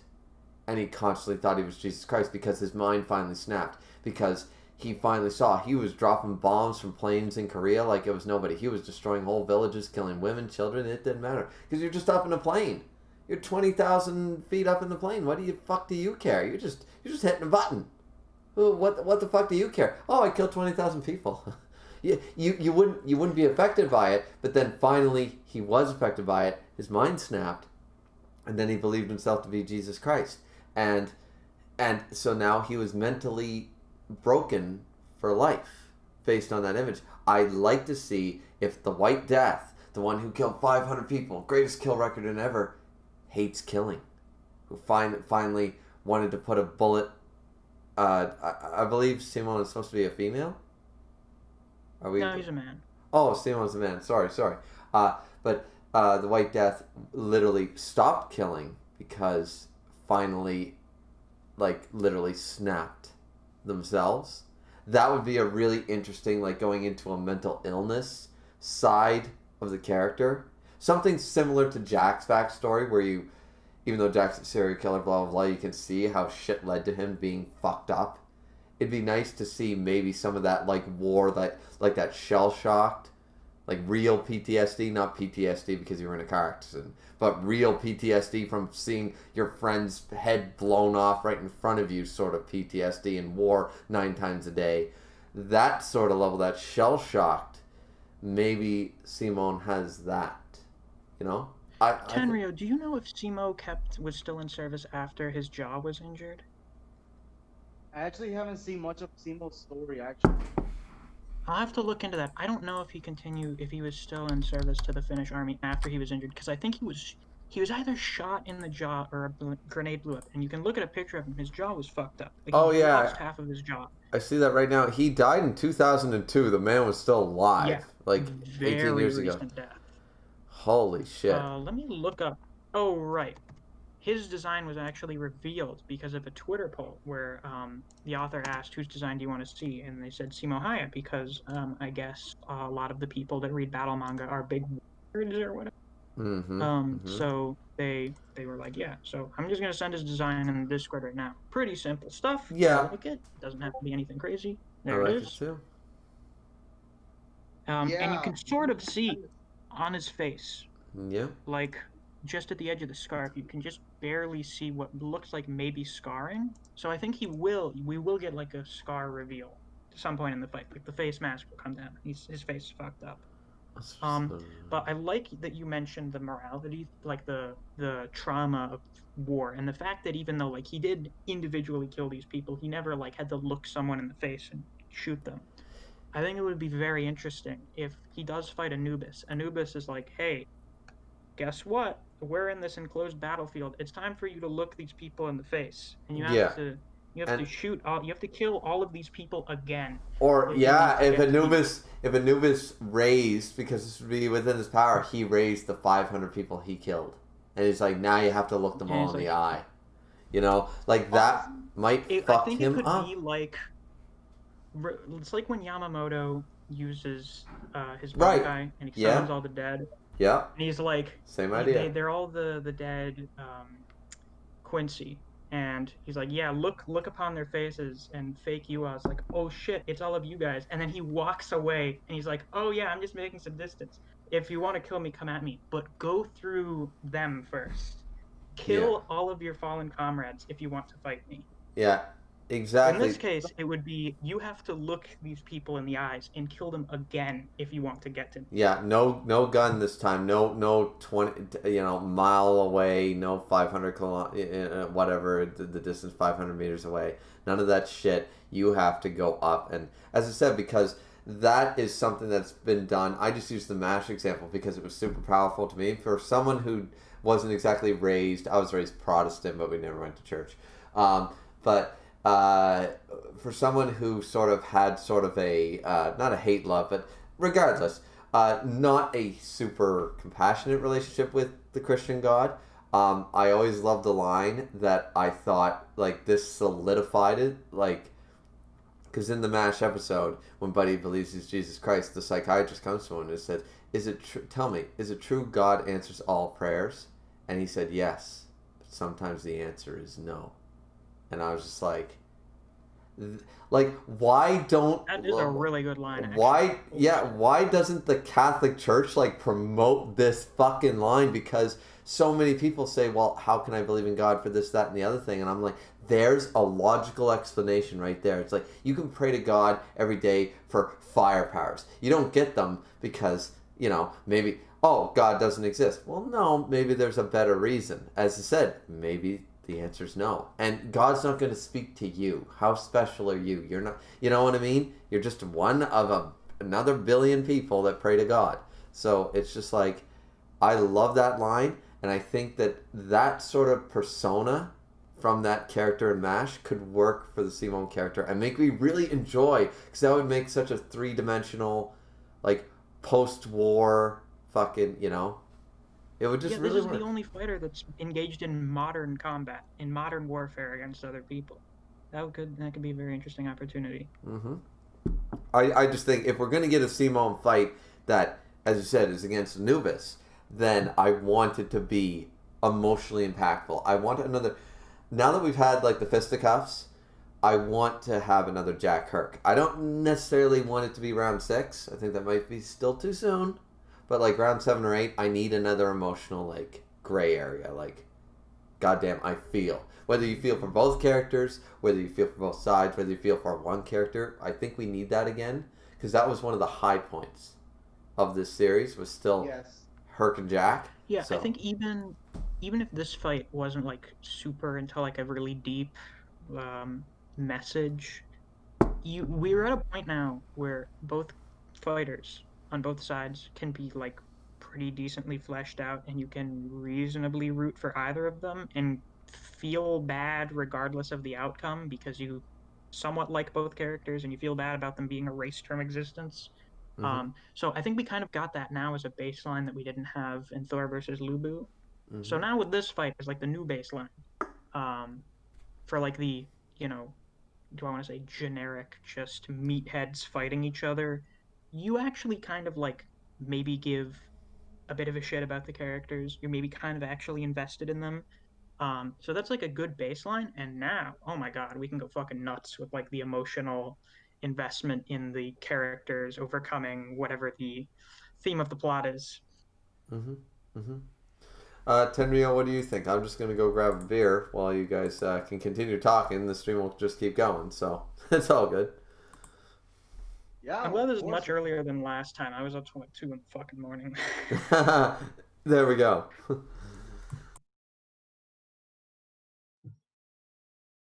So what were you gonna say, Tenryu? Actually, I'm still thinking about what I actually want to say. Honestly, I'm thinking about all the possibilities for the gods and everything. With Susano, I know he's the god of the storms, and in some iterations, I think he's the god of destruction and recreation, just like Shiva is in a way. So, That'd be pretty wacky. That'd be pretty crazy. We should but yeah, discuss more of the matchups now. what part of the matchups? We should just discuss who do we think matchups are. Because I went through my whole thing, and a lot of my process of elimination was based on who I think other characters are going to fight.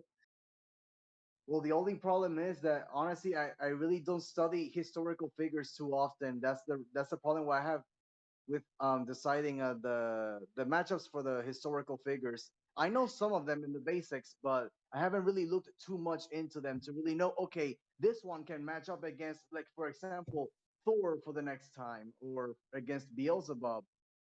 Ever since I saw Beelzebub, actually, I was like, okay, so we have confirmed demons in this universe, so there have to be angels, but we don't have any angels for the tournament, so I'm not gonna get into Not the any whole big deal. ones.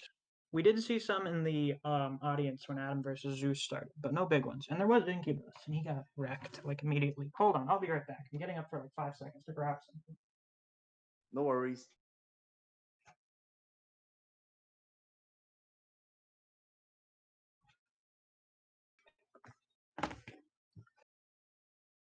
All right, I've returned. Continue whatever you were thinking about. So yeah, I did see the statues of the angels in the first chapter. That's why I said, "Oh, so there have to be angels in this universe." There's no way because they're divine beings. They're not really like gods, but they are divine. So Griever mentioned this whole idea of maybe the tournament could be interrupted at some point in the future because maybe the actual Christian god interferes or something. Though not likely because I feel like there would be a cop out honestly because if the Christian God is so much more powerful than the other gods, they have no choice but to obey him. Or maybe he's going to be a lot weaker in this version and they have to rebel against him somehow. So We I'm could not have really some sure. version of like the old gods, because we already know like the Titans were a thing with the Zeus's backstory about overthrowing the Titans, and I assume that means like other primal gods were around. So we could have shit like other Titans if they're still around. We could have like Tiamat from Mesopotamian mythology. You could have like a bunch of other random shit. Like Yeah, you could have like primordial deities that show up.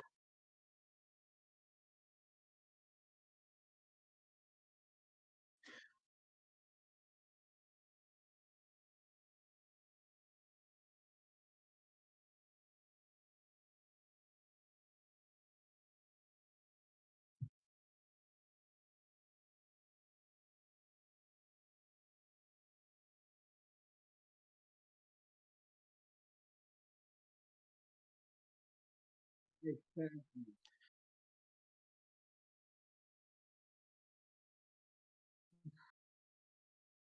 Yeah, yeah. We just had a sumo wrestler fight the Indian god of destruction, all right? Nothing makes sense. We had Exactly. Adam from the fucking Bible fight Zeus. None of this shit makes any sense. Just don't worry about it.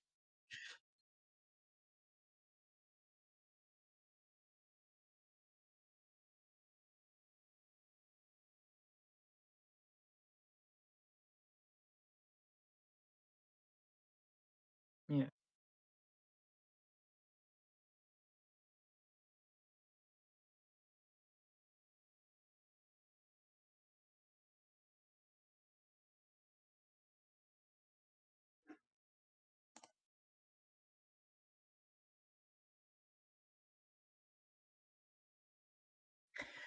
Dragon's Rage wants to see how long we'll talk for. That's interesting.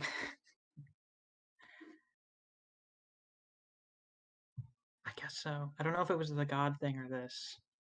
We need to make a movie on Or Griever's the thing speech. about Simo. That could have worked too.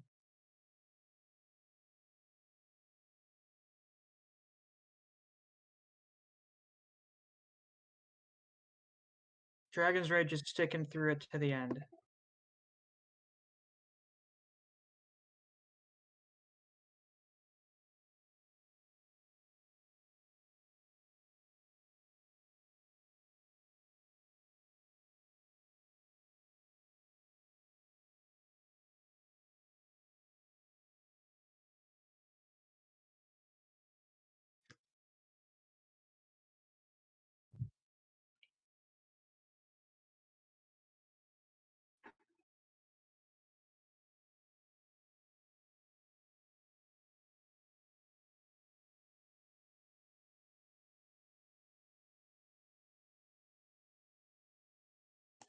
Yeah, okay, so I mentioned this in the chat earlier. And I mentioned this at the start of my review. So I had already seen the spoilers for what happened before we got like the full scans for the chapter. Oh, So I my mic already was muted. knew what Whoa, happened. whoa, whoa, whoa, whoa. My mic was muted. Not on Discord, but on the chat. Uh-oh. Dragon's Rage came in here. Okay, so we talked this whole thing. All right, really quickly. Dragon's Rage, MC Dude, you guys are awesome. Sorry about Raiden. That sucked. I don't know what speech you're talking about, but I'm amazing. I think he was making a joke because I was talking while while the mic was Oh muted. god, that's really awkward if you were muted for like the last 20 minutes. No, Oh not fuck. no, no, no. I was only muted since I came back. I was only muted since I came Oh, back. thank So, so, god. That would have so been, oh, that it would have sucked. it's only the last 4 or 5 minutes. So I'm just covering everything I said. So yeah, yeah. Tenryo, Miss, they're great people. Dragon's Race MC Dude, you guys are great people. You're my mods. Blah blah blah. There. I covered everything. We didn't miss much. Dragon's Race. I was just, what was I just saying? Somebody tell me what I was just saying. I just totally fucking forgot. Tenryo. I also forgot. What was I saying? God damn it. Shit. I was thinking of something. All right. Primordial God. Right. What was what? No, gods, That's what. immortal. Okay. The reason I find that a little less likely is because of is actually because of Shiva. Shiva, Vishnu, and Brahma are basically primordial gods in their mythology, but here they're just like sort of normal higher level gods. If we were going to do the primal gods, like being an active force, we probably wouldn't have those three here, and instead we'd have like Rudra or Indra in his place here, and those three guys wouldn't appear until very later because they're like gods that manage the state of the universe. So with Right. them being here is like physical entities. I find it less likely that we're going to have big sort of primordial gods show up at some point. We could, but I find it a little less likely with that because it'd be weird for them to not do it for the Hindus and then do it for other mythologies. That's yeah. That's right. That's right. And yeah, that's what we were talking about. We were talking about the idea of not only is Tenryo right in the fact that, like, yeah, we should look at the logistics of things, but at the same time, you have to look at, like, yeah, we might get some of the primal gods, we might get the titans, we might get some other, external, more like sort of breaking the mold sort of gods from more lesser known places. Mesopotamia, I think you mentioned Misk and stuff like that. But at the end of the day, it's going to be like, all right, well, we just got to see where they're going to take this. Like, so many people. Where's Hades? Where's Hades? It's like, all right, guys, calm down. Like, it's 40 chapters, Honestly, if they wanted, they could easily even introduce the Cthulhu mythos gods like Yog Sothoth and Azathoth. There's a They Cthulhu-looking could guy easily in the do that. stands during one of the fights. I think it's in Poseidon's fight. There's some Cthulhu-looking dude. Holy shit! I mean, they I mean, he's they wearing said clothes, every so it's god. probably not Every actually god. Cthulhu. So, yeah, if they really wanted to take that route of introducing every single god ever in all mythologies and religions, they could easily just say, "Hey, look, we even have the Cthulhu mythos gods like So Azathoth that'd and be pretty everything." I'm nuts, like, because then all of this is happening inside Azathoth's dream, Yeah, and I don't want to get yeah. into the logistics of that I mean, shit. once again, It would be just an afterthought, honestly. It would be just an afterthought if we had like these completely omnipotent gods that even gods like Zeus and Odin are like literally atoms next to them. It's like, okay, no, let's not do that. Let's not Yeah, introduce that'd be any getting a little gods. crazy. That'd be a little bit but much. remember, guys, what the point that I made apparently while I was muted was, remember, adding logic to this, we just mashed together 18 goddamn mythologies. You're just gonna have to take logic out of it a little bit. As you said, we got Adam fighting Zeus. That it's not logical. It doesn't make sense, But we just have to, like, some things we try our best to try to make sure that everything matches up as best as possible. But there's gonna be flaws. Like, Shiva created the universe. No, Zeus did. No, fucking the Christian God did. No, Odin did. Valhalla is going to happen. This whole series is called Record of Ragnarok. Doesn't that mean Odin is God supreme? Because it's all about Ragnarok, the end of the world. So, I mean, there's so much stuff that you could just get into. As you said, Cthulhu, and then you have Ra and Isis and Anubis and all that shit. And it's just like, you know what? Let's just let's just remember that we're trying to mesh together a bunch of different, like, it's sort of like let's combine Naruto, One Piece, and Bleach all in the same universe. That couldn't, the logic behind making that work would never work. You just have to accept it and just go with it. Like they would try, like, if some genius managed to do that, right, and do it in a really logical way, there'd still be flaws. Like the mesh between spiritual pressure and hockey versus devil fruits versus chakra versus bankai versus fucking, like, there would be a whole different kettle of fish. But you could probably somebody with a lot more time in their hands could probably make that somewhat work at about, let's say, 75-80%. But there'd still be that 20%, maybe 15 if they're really lucky, of flaws, logical gaps, things like that. And that's what we're dealing with here in Shuumatsu no Valkyrie. Because we have this pantheon of tons of different mythologies, tons of different religions, and we're trying to mesh them all into one. Well, we have like 18 creator gods. Well, which one's the real one? Like, it's just not going to happen. It's pretty much like in Marvel and DC. They have pretty much every god ever created just in one universe. So Record of Ragnarok works pretty much the same way. I mean, Yeah, Marvel's pretty cool with it. They've got, like, aliens have their own pantheons of gods, but they don't really do much other than just kind of hanging around and making sure nothing terrible happens. Like, making sure their planet doesn't explode or something. That's basically the gist of it. They don't really do any crazy shit, because you've already got creator... Marvel has abstract beings that it made up to explain the creation of the universe, so the gods are just sort of there. Mm-hmm. Yes. Mm-hmm. They're basically just earthly creations.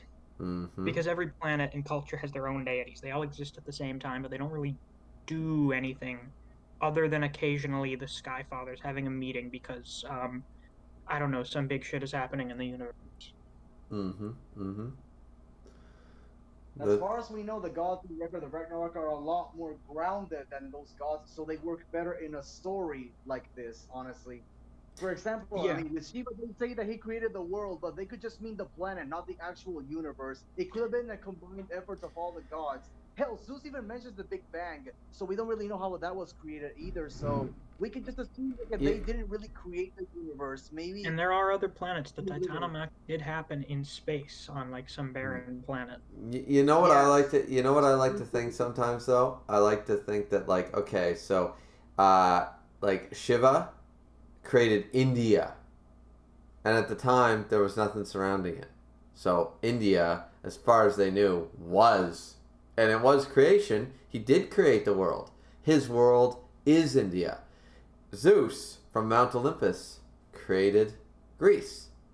You know, the we have zero representation of the Native American, Indian, Native Canadian, whatever I have seen pantheon. some people say some stuff about that, about like, couldn't we have slotted out Apollo for like Quetzalcoatl or something? Yeah, Like, have a big exactly, dragon guy or something. Have a big exactly. rainbow dragon guy. That'd be fun. Who the Yeah, fuck wants Apollo when we just had Zeus, Even I was about to Poseidon, and say Heracles? why. I have to question that. Like Hermes is really cool. Hermes and Ares are there for like the basically the peanut gallery, and that's fine. Why randomly Apollo? Like you have Athena, you We're gonna have find out. Dionysus, you have yeah. I need to know why Apollo is so important, especially when you have Ares and Hermes sitting in the stands. Arguably, two, along with yeah, Athena and Apollo, the four most popular gods, while two of them sit in the stands. We've not even heard about Athena. Out of the I 12 other Olympian gods, like why? I think the way they could make it compelling, like kind of interesting, if Apollo's basically the fail son, he's the one member of the Olympians who's just like kind of a schmuck. So when Ragnarok comes around, Zeus is like, "Hey kid, get the fuck out here. You're gonna do some work for once in your life." It's basically like, "All right, no one else wants to go out. You're like, we can lose you. Don't worry about it. Just go out there." That's right. I just really want to, before we continue the conversation, guys, I just want to make sure I'm caught up with the chat. I don't want anybody to feel like they were not heard.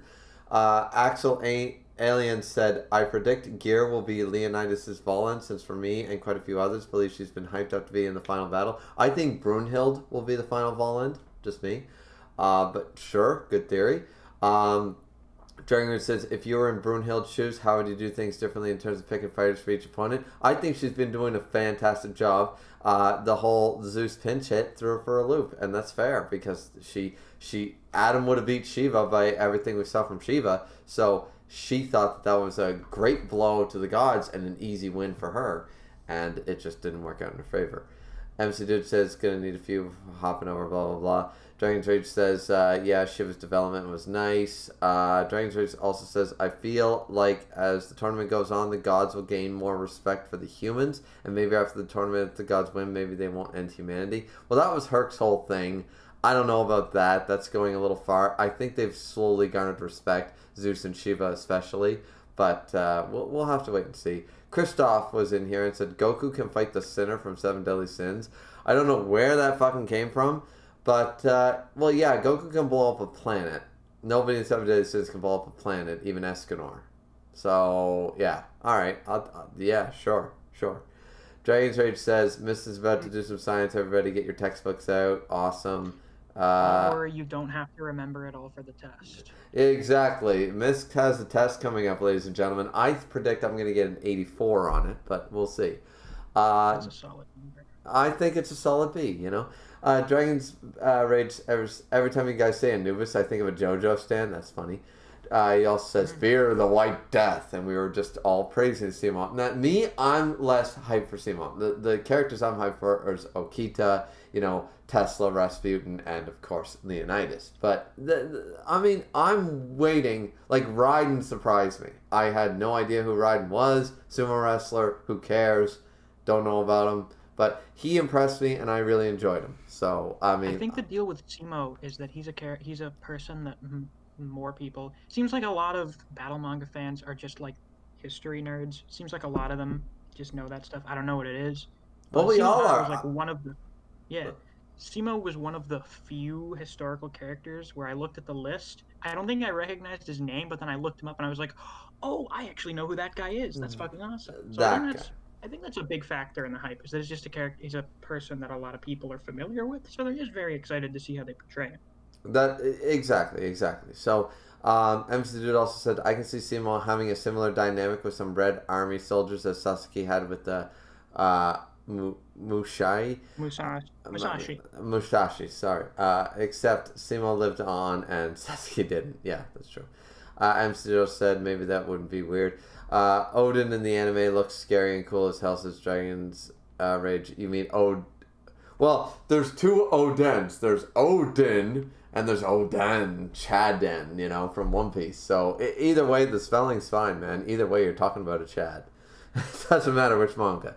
Simo versus Apollo ranged weapon battle, says MC Dude, but he also said Quinn versus Anubis. We already talked about that.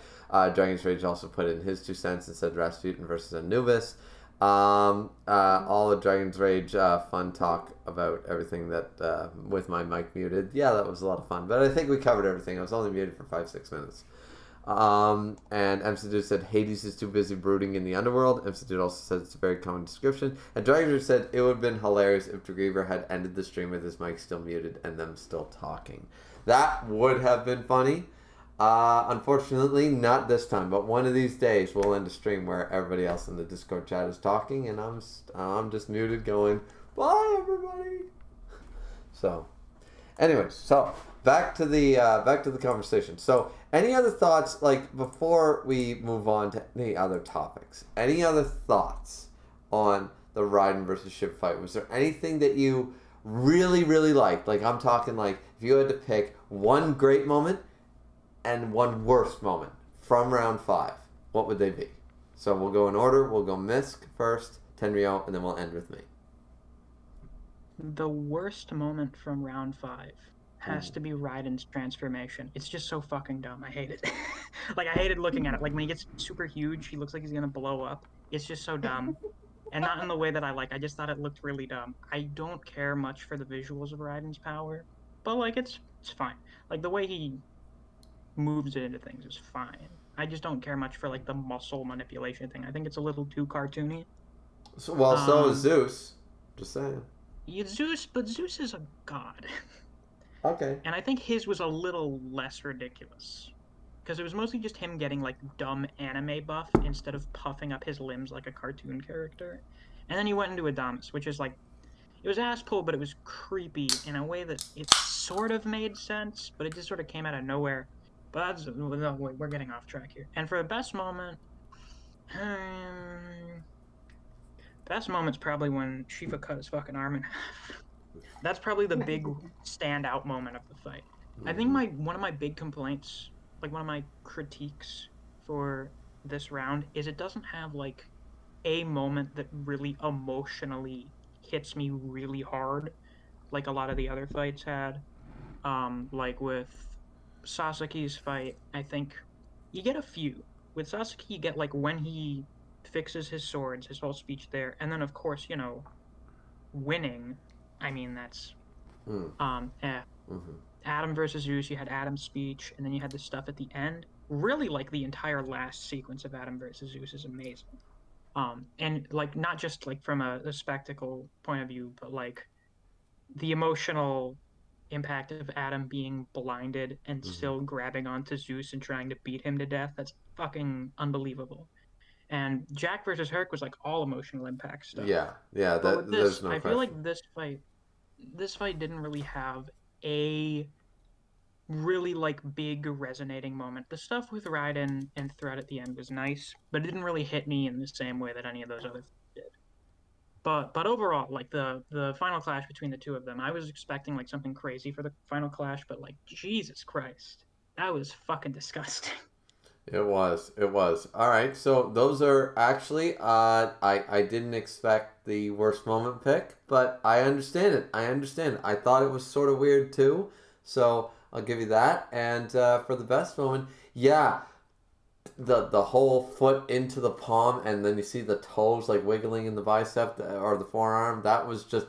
It was like unexpected as hell. Great moment. Great way to end a fight. So yeah, definitely. Tenryo, worst moment first, best moment next. Worst moment for me, I have to concur with Misk here in that how Raiden reshapes his body for attacks. It's really gross looking, honestly. It's not that big of a deal, but yeah, looking at it is kind of overly bizarre and kind of disgusting. But like I said, it's not a game changer or a deal breaker. Mm-hmm. As for my best moment, it's the ending where Shiva wins just because of the character development for Shiva and how this is like, I think, the first fight where both combatants completely respect each other, not even in a somber way, but in an actually kind of friendly way. Because, for example, the closest we had to that was in Thor versus Lubu, where they both acknowledge that they're both the strongest, and we're finally finding a worthy opponent in each other. But that was more subtle and more somber. There wasn't really much verbal talking in that whole deal.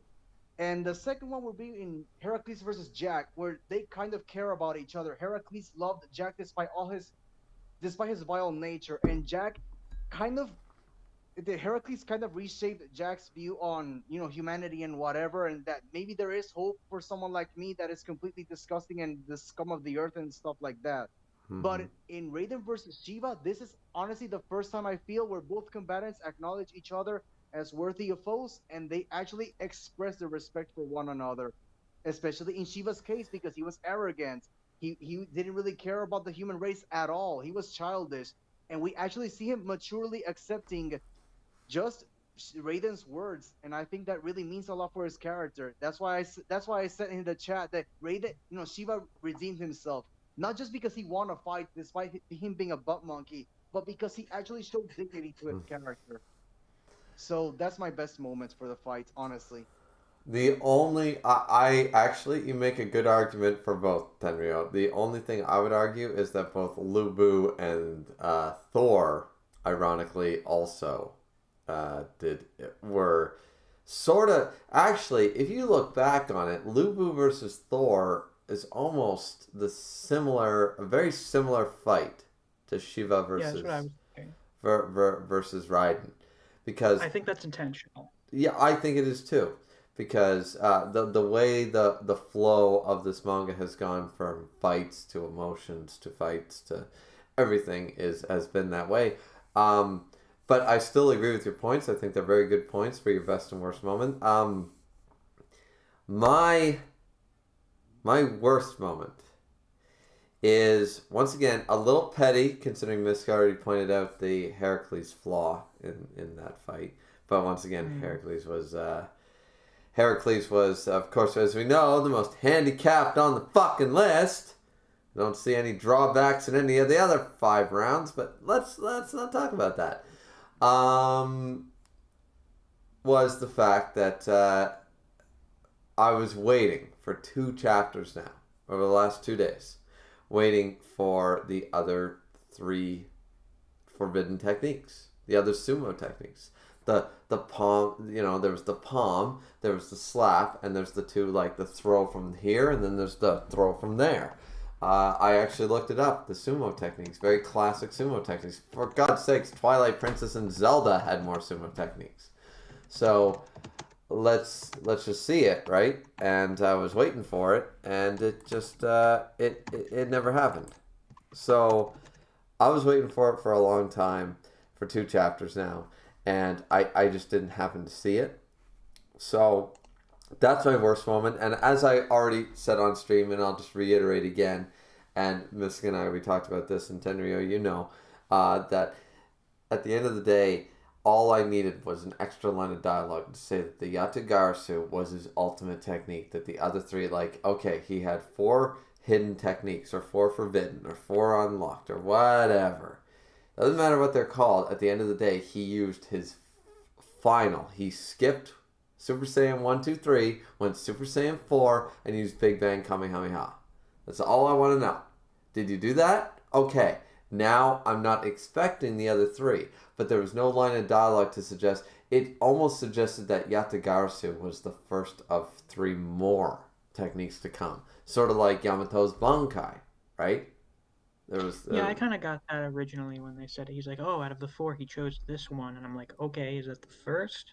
I didn't go back. Like, you have to go back and check to see what the listed forbidden moves are and kind of look at what the little mini images for them are. But that's not like It's like kind of a half-assed. Yeah, way to go yeah. about I it. mean, at the end of the day, and even if it is the fourth technique, so what? You use the fourth technique first?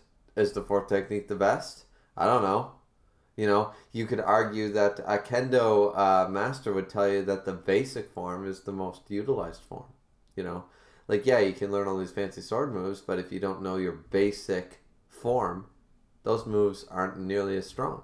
So, like, I don't know why, like, either take that out, like, completely, and just show an involved form of the ultimate sumo technique, Teppo, into Yata Garasu, or, like, so don't tell us about the four techniques, or say that he skipped 1, 2, 3, and went to the fourth, the strongest one, or went to the first, the strongest one, whichever order you want to do it, I don't care.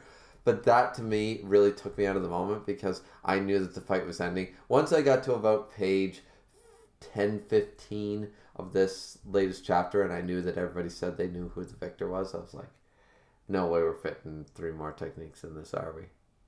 And I just went, yeah, no, not gonna happen. So I got really discouraged by that, and I didn't like that. So, and it was one of the flaws with the Jack Herc fight. Now, at least Herc had a reason for it, but it was a bad reason in my opinion, but still a reason. My best moment is that the fight's over. I don't mean that in a way to say that the fight was bad. I don't mean that in a way to say that I don't like Raiden or Shiva. Shiva's okay at best, and Raiden has actually grown on me. But this fight lasted way too long. This fight was because, as Misk pointed out, because of the Buddha side story, which arguably is more interesting than this fight, Oh, definitely. happened like 2 chapters into the fight. Then we cut away from it, and then we're seeing Apollo versus Rocky for the 19th fucking movie. It's like, listen, I've seen a boxing match before, guys. Like, if you're not gonna pull some emotional baggage, like, and it was a great choice on the manga's part to not try to up the ante and try to beat the emotion that was Herc versus Jack. I agreed with that completely. If we're going to get another emotional impact, you got to wait a couple rounds. I'm on board with that. But this fight, I'm just glad it's over. I really am. I think that's the best thing, is that this fight is over. I'm glad it didn't drag any longer. Because if it dragged any longer, even upon a reread, it would feel like, what are we doing? They went fisticuffs. Then we did fisticuffs. Then we did backstory. Then we did fisticuffs. Then we did backstory. Then we did fisticuffs. Like, really, at the end of the day, what did they do? Shiva lit his leg on fire, and that was the most... Lit himself on fire. That was about it. Like literally. Like, I'm not saying we need to go full crazy, but, like, the fisticuffs fight was Zeus versus Adam. They weren't going to top that, so why is it all fisticuffs? Like, it's just a little, you know. So, I'm not saying it was a bad fight. I like the fight, but I'm just glad that it's over, and chapter 42 will bring us into the next, you know. I want another Brunhild moment. One of the moments that broke me was Brunhild hugging Heracles' fucking picture and weeping once everybody else is gone and nobody could see. She bawled her eyes out in an honest, I'm so scared. I have to do this all on my own. My big brother isn't here anymore, because Heracles was there basically like fighting for humanity in a different way, but like a symbol for Brunhild to look up to, and now she basically orchestrated her own brother's death. The brother of the Valkyrie, you know, the one lone brother of the Valkyrie, and I need that again, and I don't think we're gonna get it, but that's okay if we don't. But it was so powerful that I really want to see something similar happen later on. So those are my worst and best. Okay. Oh, you're not done yet. No, I'm done. I'm done. Okay, I'm sorry. I need to stop interrupting people so much. No, dude, I'm done. I ramble. You know that. So there are before we move on to the next segment, there were two things. Oh shit, there were actually a few things that I wanted to talk about from the discussion we had. But I guess to wrap up the discussion about round 5 specifically, Mm-hmm. um, two things I'd like to see for the aftermath is one, a good idea that I think someone else thought of. I don't remember if I thought of this first or someone else did, but um, Shiva adding Raiden's name to his list of names, like his 1116 names from all the people that he fought. If he added the name of a human as his 1117th name, that'd be pretty awesome. And Hundred. that'd be sort Agree. of like Agree. putting up Yep. that'd be like putting up the picture things because with the stakes that are here where the loser doesn't just die, like they get erased from existence, the only thing you really can do is remember them. um, that webtoon I mentioned in the last stream, Helper, I'm Mm-hmm. going to give a little bit of details on it for an example for something recently. So it takes place in the afterlife or whatever. Mm-hmm. And there are these guys called Reapers that go around collecting the dead souls, and sometimes they fight people. And when you die in the afterlife, just like in this, your soul gets deleted. Mm-hmm. Um, and something all of the Reapers do that's never explained, but they all do it, is whenever they're about to kill someone, they say, "I will remember you." And that's it. And it's just a very simple thing. You're going to be erased from existence. There will be no more proof of you ever having been in this world, but I will remember you. I like shit like that a lot. So I hope Shiva does something like that with adding Raiden's name to the list. Another thing I I'd just really wanted. like. I just want to say that I'm glad that you and I are on the same page about that powerful moment. That no matter what happens, no matter what God says, a or nay or this or that, you will be remembered by me, and that's all that matters. Sort of. I've loved that in fiction for so long, and I'm glad we're on the same page about that. But continue. Another thing I'd like to see is that this is the third of the Valkyrie sisters to have died, and more so Mm-hmm. for Gaul. I would like to see something where she's like, "Oh wow, this sucks. Wait a second, why am I not as torn up over this as before? Am I actually getting used to this?"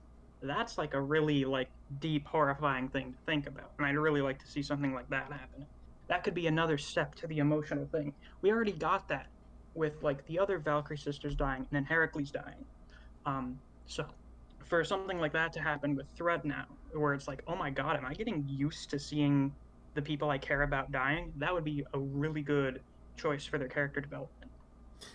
I would argue that that will not happen to Gaul because she has been emotional since chapter one, and she's Yeah, going to but I continue think to that'd be be emotional. interesting.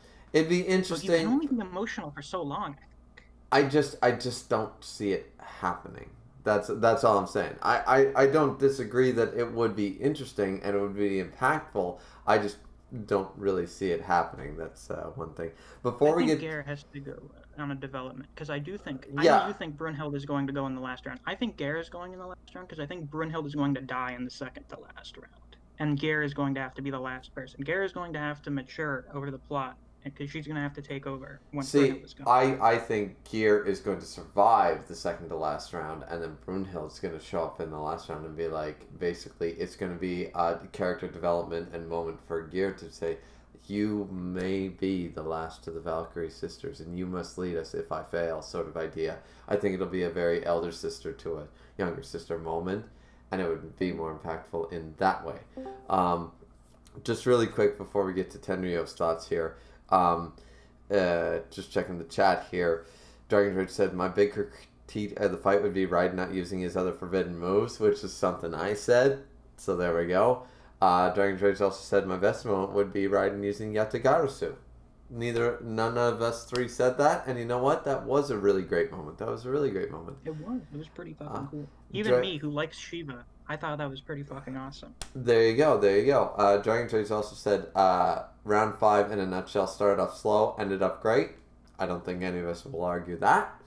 And Dragon Trades also said, wait up. If our Anubis brings back all the human fighters that previously fought in the tournament to fight on his side, that would be epic. I think that'd be a little overkill. That'd be a bit much, and I think it kind of undermines Yeah. the stakes where it's no, when you die in this tournament, it's a battle of the souls.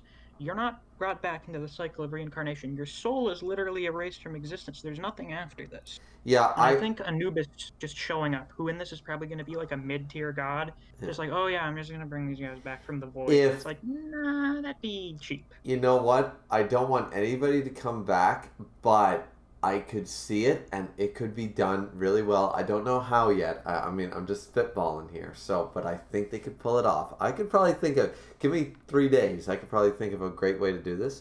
But if Hades shows up, like everybody wants, and he brings back Cerberus and Heracles in some way, some phantom form, whatever, I could see it because Heracles died to win.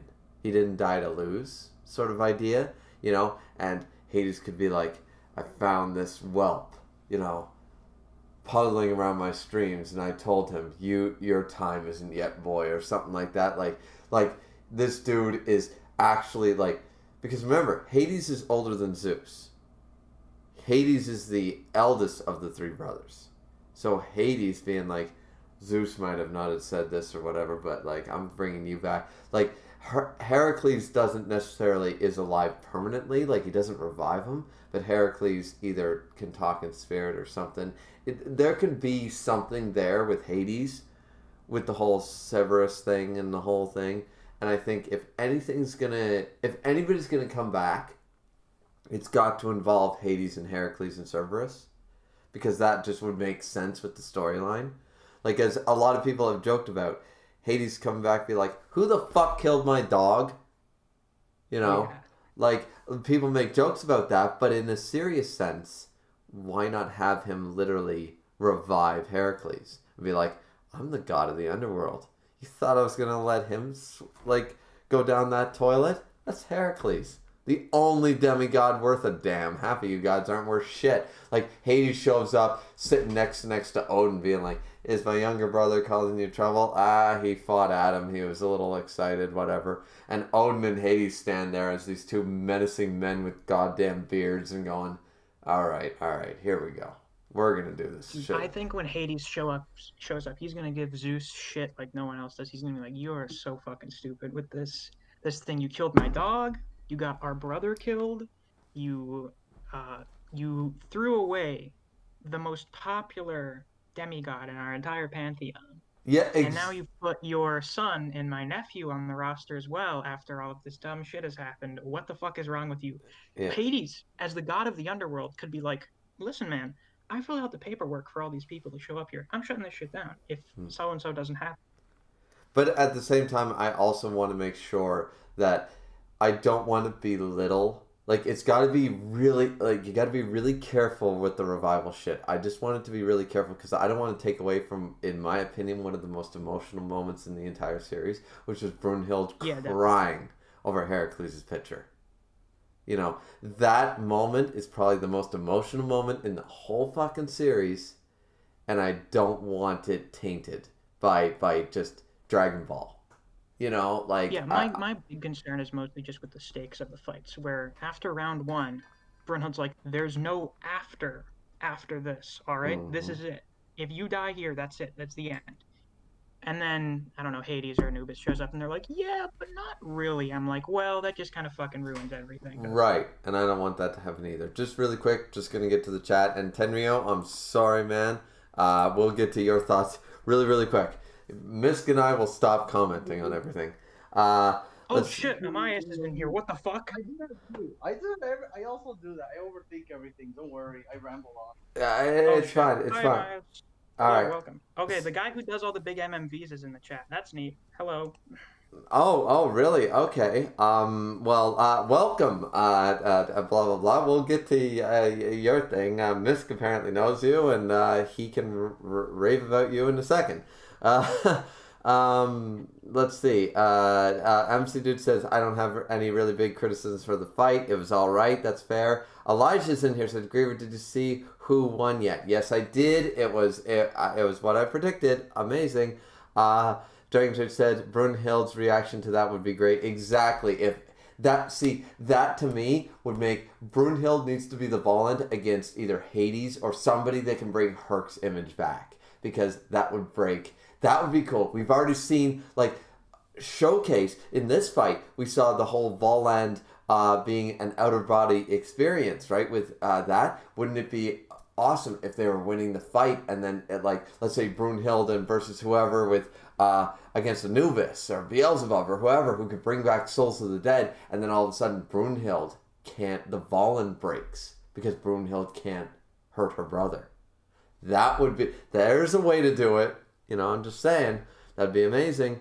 As Dragon Trades pointed out, Brunhilde's reaction to Herc being back in any capacity, even if only for a moment, like some Harry Potter shit with the wands and shit, it would just be, it would work. I could see them making it work. Sorry, can you say this name for me, Misk? I back up. Amios D. Oh, Amias D. Amias D. Amias D.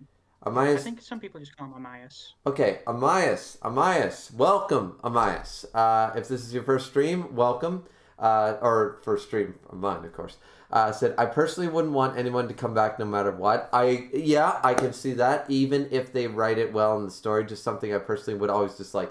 I agree completely, because as I said, I don't want it to tarnish, in my opinion, one of the best moments in Shuumatsu, which is Brunhilde and Herc's reaction together. But I could see it being done tastefully. I'm not saying I want it to happen. I'm saying if they do it, if they bring back what we were talking about before. I don't know if you're here. If they bring back anybody, I feel like the only way they could make it work is bringing back Herc and doing it tastefully for a reaction from Brunhilde. That's the only way to bring anybody who's died back, even if only in a dream, as a ghost, as a soul, for a few seconds. Like, they don't revive them. I don't want some Dragon Ball shit, you know. But I agree. Grim Reaper's in here. Go check out Grim Reaper's channel, even though he says Shuumatsu no trash. Grim Reaper no trash is what you meant, man. You're gonna shit on my series? Fuck you.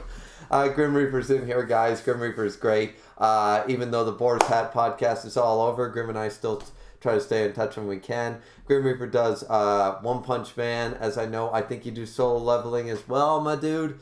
Definitely go check out Grim Reaper. You know, he's a great guy. He really is. Grim's great.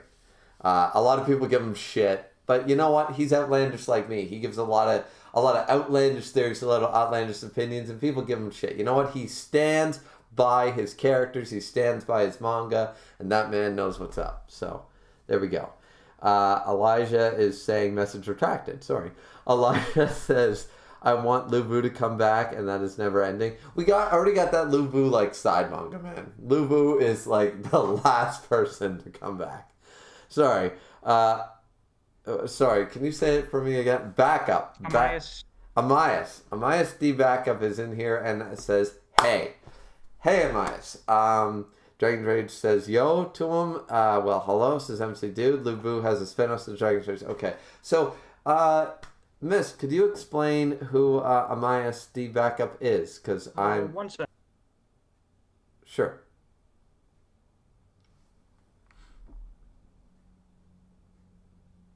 Eventually we'll get that explanation, because apparently, Amias, you are a big deal in my chat of all of 10 people. And you know what? That's awesome. I'm glad you're here, man. I'm always glad to welcome anybody new to the chat. Did Tenryu explain who that is, or? No. I'll leave it to you, man. So, you know the big Adam versus Zeus fight that has like 4 million views on YouTube right now? Oh, he didn't animate that. Yeah. Oh my god. He did all 4 of the completed rounds, and he's going to be doing round 5. I'm sorry, man. You're very famous here, Amias. Amias, I am sorry that I did not give you the proper. God damn it, everybody, bow with me. Let's go. I'm not a religious man, but let's all do the bow. Here we got the man of the hour. God damn it. Though I assume Amias is sort of like me in the way that he doesn't want a bunch of people. Like when Misk first told me, and Misk is like tripled my subscribers. By the time the new year comes, he'll have 4 times that. Misk once told me that he started his YouTube channel and stuff, and he was inspired partly by me. And that felt really good to me, and I'm glad to see him grow, and he's grown well beyond me. And I love that feeling, so I assume Amias is similar to me, saying like, dude, I'm just a guy, it's cool, like, whatever, chat to me, it's fine. So we won't all do that classic, what is that, like that 1.5 hour movie drama where the princess and the boy can't ever talk because I'm from the lower class and she's a princess, I need to speak regal to her. You know, we're not going to do that shit, not on my stream. So I will say, Amias is a very important person because he introduced me to Shuumatsu, and he seemingly introduced a lot of other people to Shuumatsu through his Adam versus Zeus video. absolutely, of course, of course. So Amias, I will say though, I'm not trying to downplay you. I hope to just be able to converse with you one day. I think you do fantastic work. I have watched all of the 4 rounds that you've done. I think they are incredible videos. You have a talent, an amazing talent, something that would take me years to do. I tried to make a Super Mario Bros.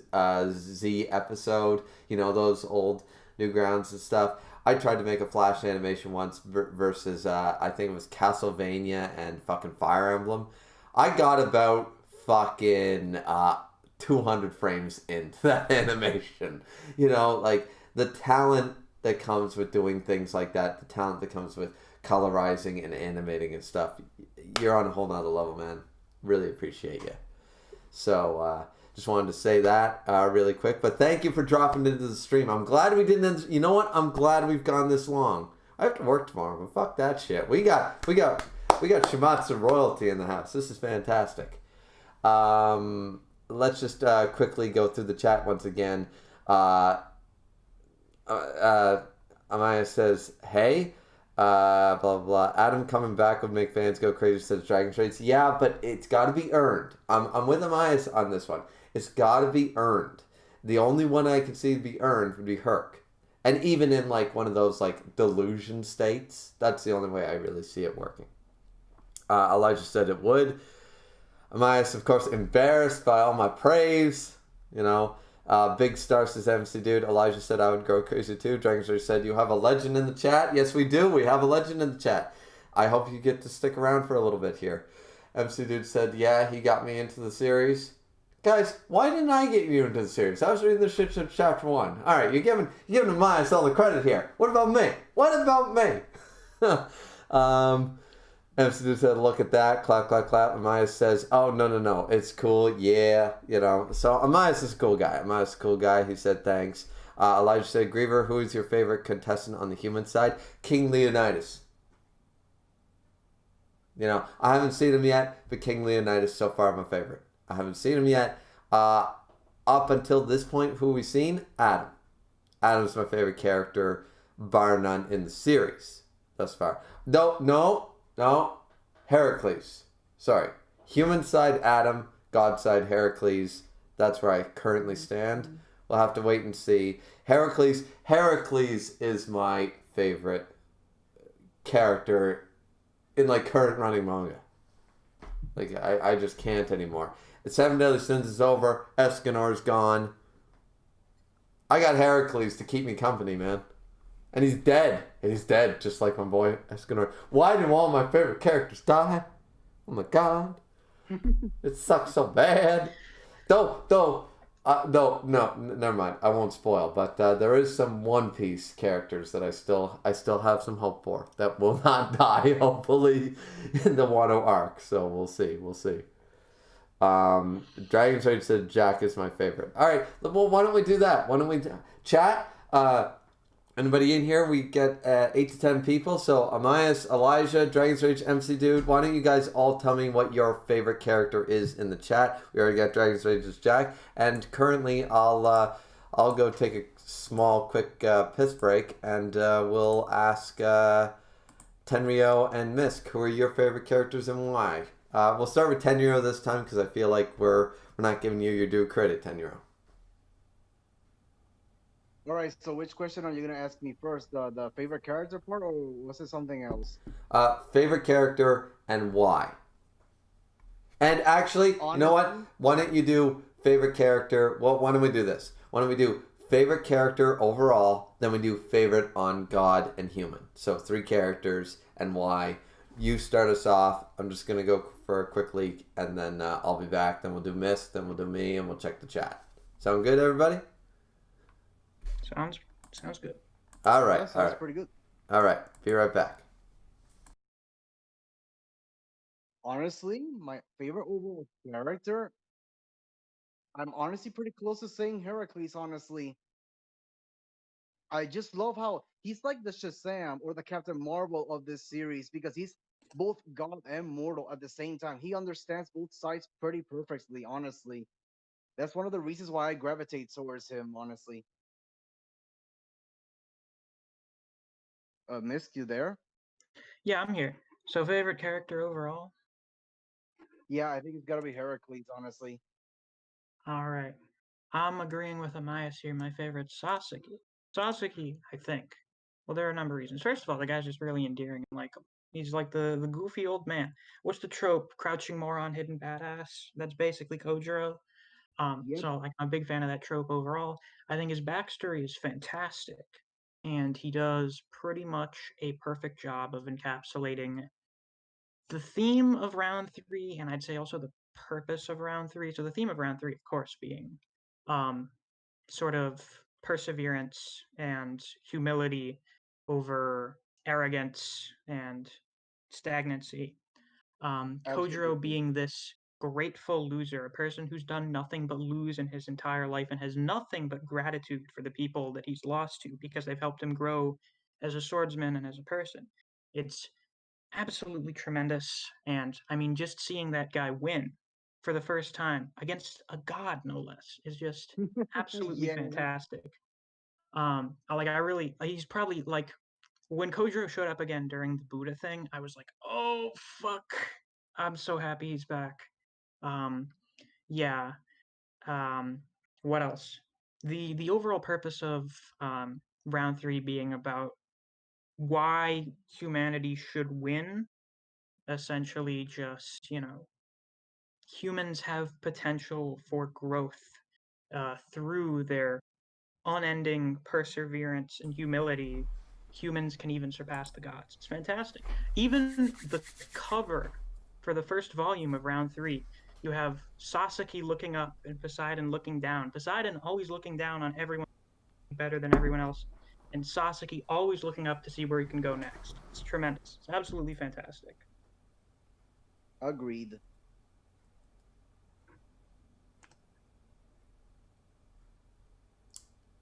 Hello. Griever? Hello. Hello. Hello. Hello. All right. So, quick rundown. I'm sure you guys already gave your explanation why. Sorry, I was in had to take a leak. But why don't Tenryo, what were your 3 characters, and then Misk, what were your 3? Just so I have reference. You know, the thing is that my choice actually qualifies for all 3 sides of the overall like roster Oh. because I'm gonna have to say Heracles overall is my favorite character, honestly, and he's both god and the human. See, this is why Tenryo is my guy. He's the only one who knows Toriko, and he's got Heracles stand written all over him. God love you, Tenryo. Perfect. Thank you, thank you, baby. Perfect. And For me, Mist. my favorite character and favorite human is Sasaki, and for my favorite god, probably just from a sheer character perspective, not even necessarily entertainment perspective, because I think other characters fight more entertaining ways, and maybe just their personalities. I think Heracles is probably the best character from the god side so far. Awesome. And favorite character overall? Is it Sasuke or Heracles? Sasaki. Sasuke. Love my man Sasaki. Okay. Fair point. And I just want to explain because now we jumped up to like 12, 13 people in the chat. Isn't that weird how that happens? You go on for like 4 hours and all of a sudden the chat booms again. Yeah, we boomed again. I think it's because I mentioned in one of the discords that I'm like, oh hey, me and Griever are having a discussion. If you guys want to check that out, maybe you should watch it. Great, man. I always love the promos. Got a promo. Plug. I just want to explain to anybody who's new. This is not some anime shit. If I was doing anime, I'd put it across my nose, of course. A band-aid across my nose. Now, I was fighting with Shiva on the top of Helm's Deep with a lightsaber. So unfortunately, my face is all fucked up. So I injured myself. I'm sorry. This is not a normal stream thing, but I could not wait to do Shuumatsu no Valkyrie chapter 41. So that's why we're here, just so the chat knows. And let's check what the chat said, because I mean, of course, my overall favorite character is Heracles. On the human side, it's Adam, and of course, the god side once again, Heracles. So I got a Heracles stan in my body. I do agree with Tenryo's assessment that Heracles could be considered on all three sides. Absolutely, considering he's already half human, and also he was fighting for humanity, really. So, yeah, I'm good with that. So let's jump into what other people were saying. So we have, let's see. Elijah saying, Griever, who is your favorite contestant on the human side? I already said Adam. Amaya said, thanks. Dragon Trader said Jack. Amaya said Sasuke. So Misk, just like the royalty in the house, we got Sasuke stand. Don't get me wrong, Sasuke is amazing, guys. If it weren't for Adam, I'd probably pick Sasuke. Actually, yeah, Sasuke. After Adam, Sasuke. Absolutely. There's just no contest there. MC Dude says, I'll give it to Adam. Fair point.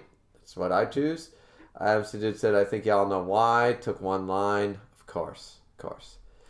Elijah said, on human, Adam or Sasuke. Yeah, exactly. On God, it's Poseidon?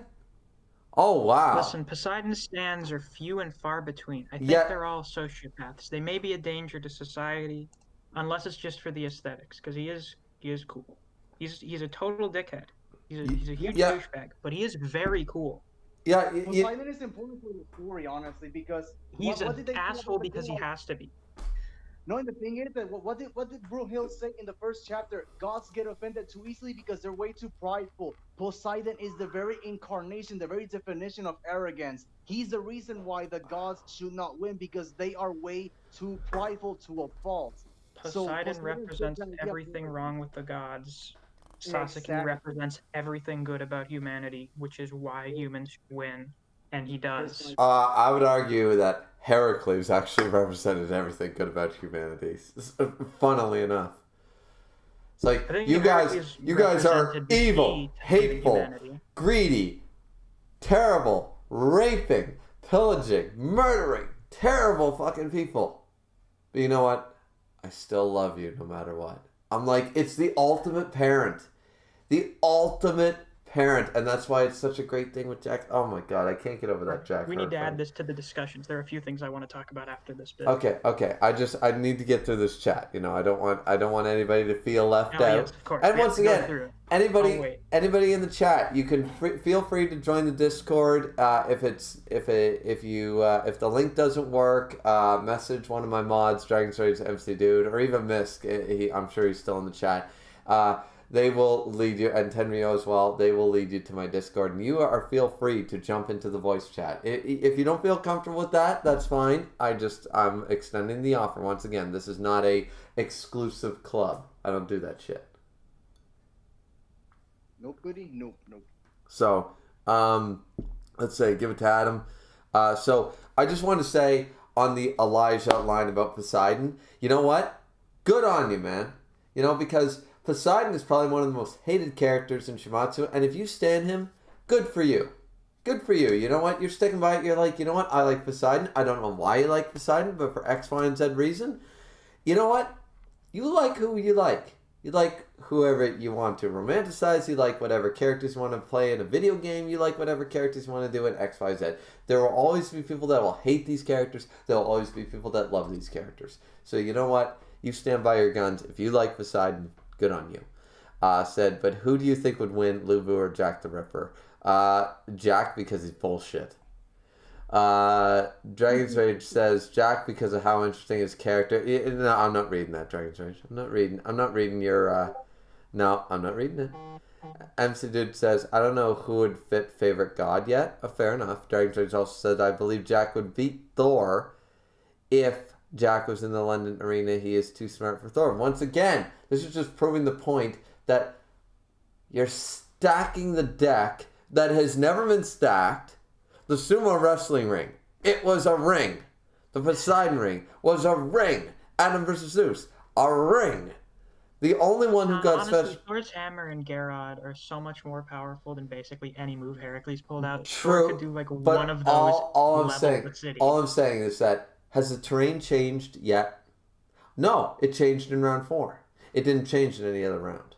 I'm just saying the deck was Well, they gave stacked. like an island for Sasaki versus Poseidon, so they made it smaller. But that was like the craziest change up until Yeah, then. from a dude who's a god who can move at the speed of light. Yeah, that's so fair. Yeah, no. Yeah, What no, I'm right. saying is they changed the environment. They stacked the deck. If anybody, listen, you want to stand Jack? I don't mind Jack. Once again, let's just go on this thing because people think I hate Jack. It's not that I hate Jack. I like Jack as a character. I think he has an interesting backstory. I get him. But at the end of the day, we can't deny that that dude is stacked with the most special ability Voland seen yet in the series, with an environment change unprecedented to this fight, to the end of round 5, plus, how the fuck does he, like, that building thing. Anyways, let's just go, let's finish the chat, let's calm down. I've had a lot of beer, let's just calm down. Because so, well, yeah, you know what? I actually have to.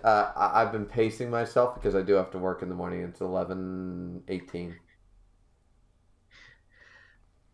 But I already worked really hard today, so I don't give a fuck. MC Dude You're says, the type of guy to say, I'm not going to get political, but once you get 3 beers in you, as soon as someone mentions 19th century serial killers, oh, it's game over. oh, exactly. Be like, I like to think that my argument, like, I actually talked to a dude one time. All right, we got to get to the chat, but really quick, he said, like, basically a Trump supporter, and I basically said, well, my wife's Latina. And he didn't realize that ended that talk. And I was like, you have to understand that ended that. I don't care what you believe, whether you're right or wrong. My wife's Latina, that should have told you to stop talking. And then he continued to talk. And I was just like, yeah, you know what? He's lucky he didn't end up like me. You know, I was just like, Jesus Christ. Like, I've been living without my wife for my entire year of being 29 years old. I'm going to be 30 on January 1st. And I've lived 11 months without my wife based on this COVID thing. And I can only have the government because in Canada, I don't know about your guys' place, but in Canada, we are allowing travel as spouses because we get 4 cases, we lock this shit down. They get like 10,000 a day. Like, we are getting 4 cases in my neck of the woods in Nova Scotia. We get 4 cases, they close the restaurants. Like, that's how crazy, like, tight noose we are, because we're like, we're going to fight this thing. We're going to lock down the moment we hear COVID. They're still going to the beach and all this bullshit. Masks are mandatory. It's crazy. So I still haven't been able to see my wife because if she had to go through the airports from California to here, she'd have to fly through LAX, Philadelphia, Chicago, maybe Montreal, Toronto, like literally all the hot spots she'd have to fly through. The chances of her getting COVID are like 112% at that point. So I'm just like, no. So, anyways, neither here nor there. Let's just keep going. Once again, see, Miss brought up political, and I thought, Trump, fuck Trump, you know? But anyways. This is what happens when you've got a bunch of beers in you. All I have to say is the word political, and you get set off. That's right. See, this is what we happen when we do a Griever stream for 4 hours. This is what happens. So yeah, Dragon Trade said, I believe Jack would beat Thor if Jack was in the London arena. He's too smart for Thor. Oh, sorry, we already said that. Dragon's Rage also said, and his Volan is pretty powerful. Once again, broken is a word, but okay. Elijah message retracted. Dragon's message retracted. Amias, that's where I came from. Running. I probably I think he means from me linking it in the Discord servers. I think that's what he means. Oh, well, thank you, Mist, for bringing a legend into the chat. No problem. Dragon Trade says, I take it. You know, I gotta give a huge shout out to Misk because Misk once again has more than doubled, more than tripled my subscriber base, but he started after me and he has always tried to be a part of my channel, a part of my Discord and stuff like that. And he is making great content. Definitely go check him out. He does series that I don't follow, like Chainsaw Man and what's that one? The Kengan... Kengan Omega. King and Omega. Kengan. He does that series of stuff, things that I don't follow and stuff. But he's convinced me to do Jujutsu Kaisen, guys. So look forward to that in the new year. Yeah, look forward to that in the new year. But all the best to Misk. Just want to say that. Let's see. Elijah, Dragon's Rage. I take it back. My favorite god would be Oden. Once again, Oden spelled with the E. You mean Oden Kazuki from One Piece. And you know what? I'm fine with that. Amaya says, Poseidon, my favorite god. Really? Wow, we got 2 Poseidon stands in this chat. Are you kidding me? 2 Poseidon. This is crazy. Really? All right, I gotta ask both Elijah and Amaya, what do you like? I need to know. If you don't feel comfortable jumping into the Discord chat, that's fine. Just tell me over text. Take your time. I'll read it. What do you like about Poseidon? Because he's literally like a celestial dragon from One Piece. He's the worst type of human being ever. Like, he makes Hitler look... Well, no, Hitler's pretty awful. No, his content. I mean, he makes Stalin look... no, Stalin. He looks nauseous. He makes most bad people look good. Right, yeah. See, Miss knows how to talk for me. So, Jacob is in here. Jacob Danner. Welcome, Jacob. I don't think you've been in one of my streams before. If you have, I apologize. I'm a fan of Raiden and Adam. Okay. Well, there's your 2... well, who's your favorite god, though? That's what we want to know. We have a fan of Raiden and Adam. Okay, fantastic. You have your human characters. You gotta pick a god. Maya said he's the perfect god. The perfect god. I mean, that is his deal. That is his gimmick. Is that he's? But he lost to the loser. The idea is that it's bad. The idea is that the epitome of what it means to be a god is bad. They're not good. Yeah. All right. Yeah. You know what? I've seen that in writing many times. Full Metal Alchemist Brotherhoodo would tell you that. You know. Trying to obtain godhood is not inherently a good thing. So yeah, absolutely. All right, but I want a little more detail. Like, could you go into a little more detail? Like, I think we're reading between the lines a lot. I would like, a short paragraph just explaining. Like, maybe you just, I like him because he's an asshole. Sure, I just want to know. Oh, never mind. It's not as simple as I thought. I'm sorry. Dragon's Rage says, also I meant to say Lu Bu, but I believe the Thor thing too. Okay, that's fine, Dragon's Rage. Elijah says, rest easy, Raiden. Elijah says, I just joined your Discord. Fantastic. Is the Discord... Well, of course the Discord is open. And I'm sure Obi-Wan Kenobi, Master Kenobi, wishes you well with a hello there. Because that's how I set my fucking thing, because it's the greatest greeting of all time. Dragon's Rage says political. Yeah. MC Dude said cease. It's already done. It's already gone, guys. I know. I'm sorry. Waka anime. Wakana anime. It says Waka. He's another YouTuber. He's smaller. He's a newer YouTuber. Oh, welcome. Smaller than you. Oh, well, welcome, Waka. I'm sure you'll surpass me too, and give it 6 months. And I mean no disrespect. Says, good work, boys. Thank you very much. And then let us know what series you follow, and I'll plug them right now. Go, everybody, check out Waka Anime.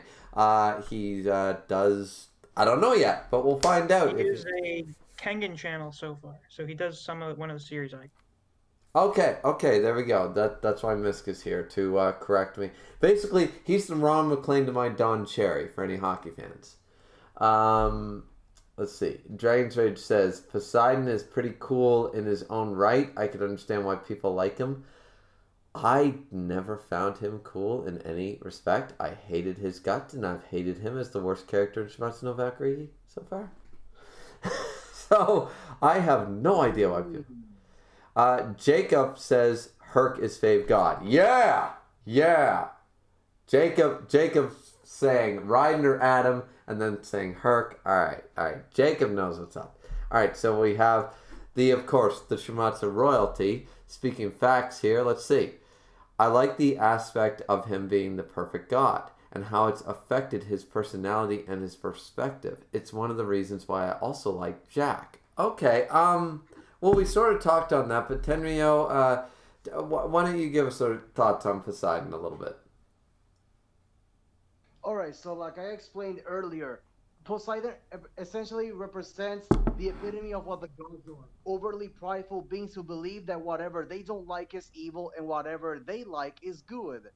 That's what Brohill said in the first chapter. That she said that look at all these gods, they're easily offended because they're overly prideful. Poseidon is like the epitome of arrogance and godhood that blinds you to whatever faults you may have. So I think that's the reason why people like Poseidon so much, because he represents that idea perfectly, and because of how he bounces off of Sasaki. Because Sasaki was a loser, he was someone who always grew and always learned from other people, even though he never won any fights. So therefore, seeing him actually bouncing off of Poseidon that way, where he's like, you know what, I actually want to win a fight for once. It was really cool seeing Sasaki be so humble and wanting to win for noble reasons, but just seeing Poseidon be arrogant and just wanting to win because he wants to prove his superiority to everyone else. So I think that's the reason why people actually kind of gravitate towards Poseidon, because he's actually a legitimate antagonist. Because the other gods, they can be relatable in some way, shape, or form. But Poseidon, no. You completely root against this guy. He's like the first legitimate villain god we face in the series. Maybe Zeus could possibly count, but I'd rather say Poseidon is the first legitimate villain god here. I think Yeah, that's a reason. yeah. Zeus is more just like playful. He just wants to have fun. Poseidon is like an asshole. I don't even know if you could call him malicious because it's not even like a desire to like inflict pain on other people. He just views everyone as ants in comparison to him.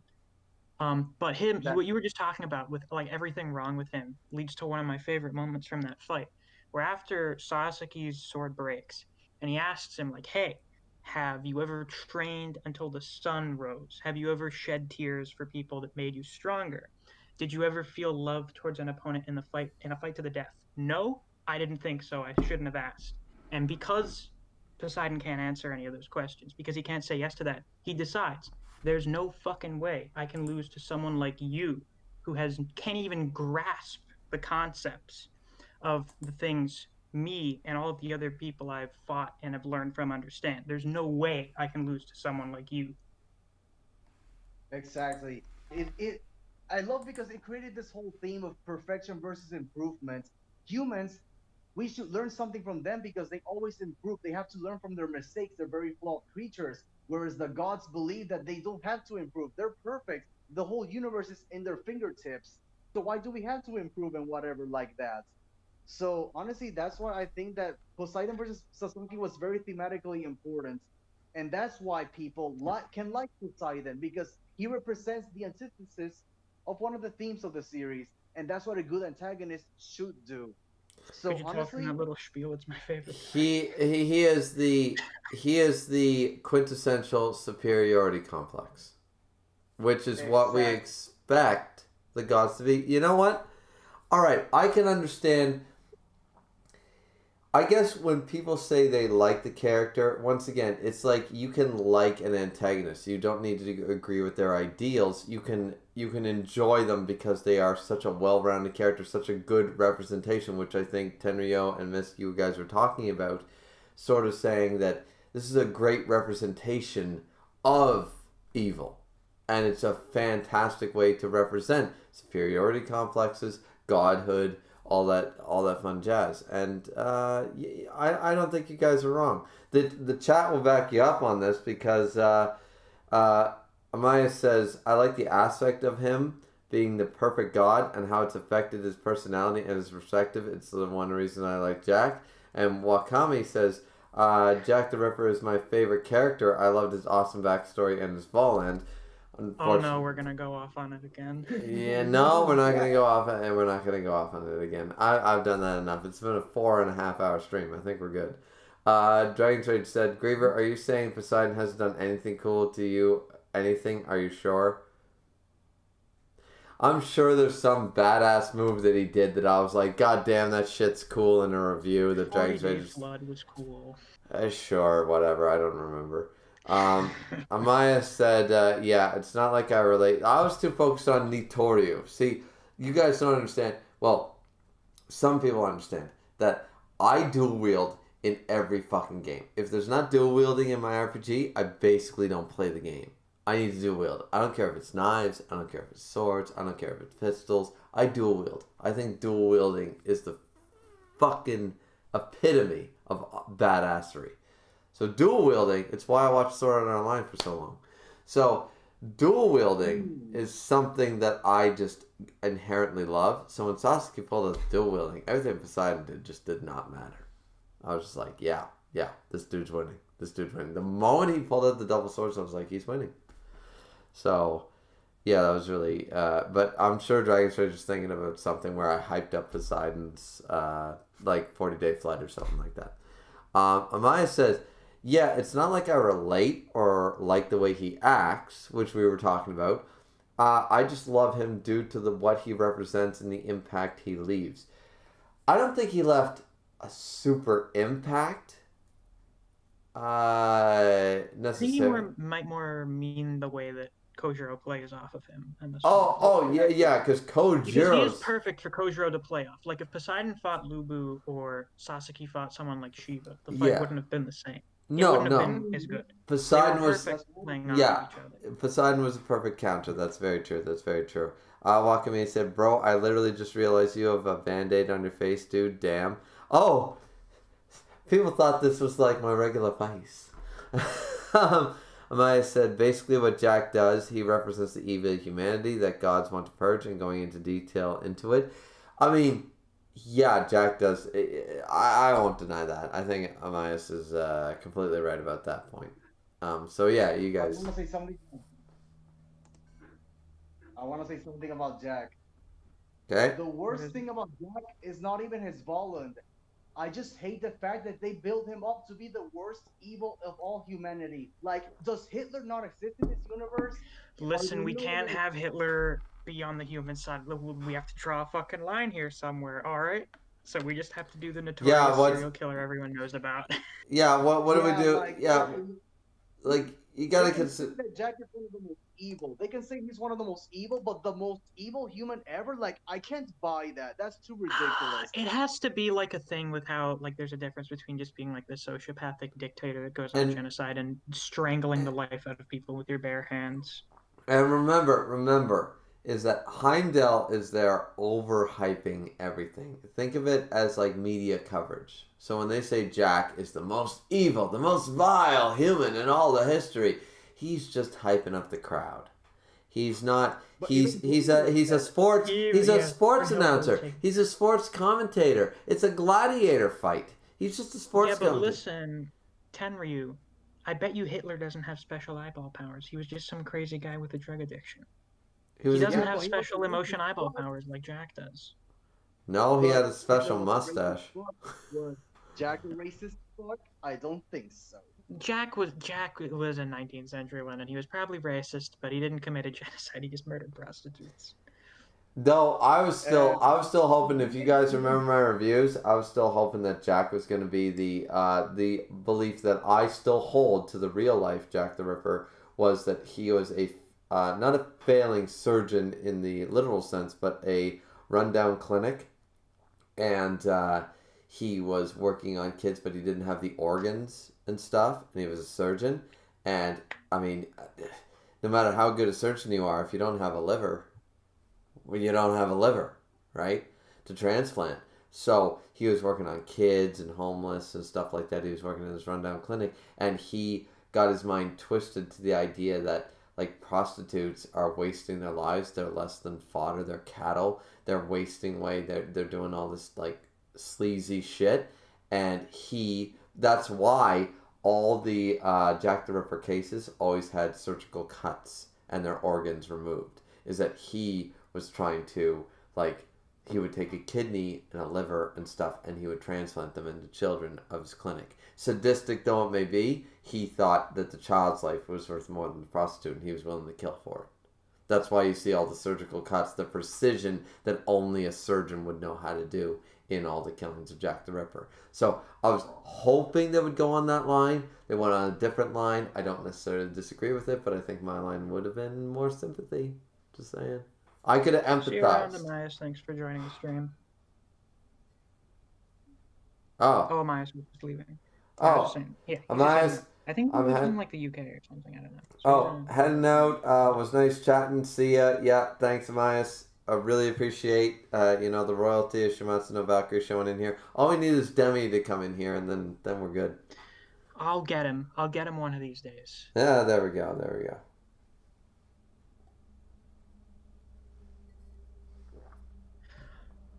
All right, do we have another talking point? Because there were a few things I had wanted to discuss a little bit. You Not go. like big discussions, but things I just kind of wanted to ramble about. Yeah, Yeah, I don't have anything interesting, so you can go. you go right ahead. All right.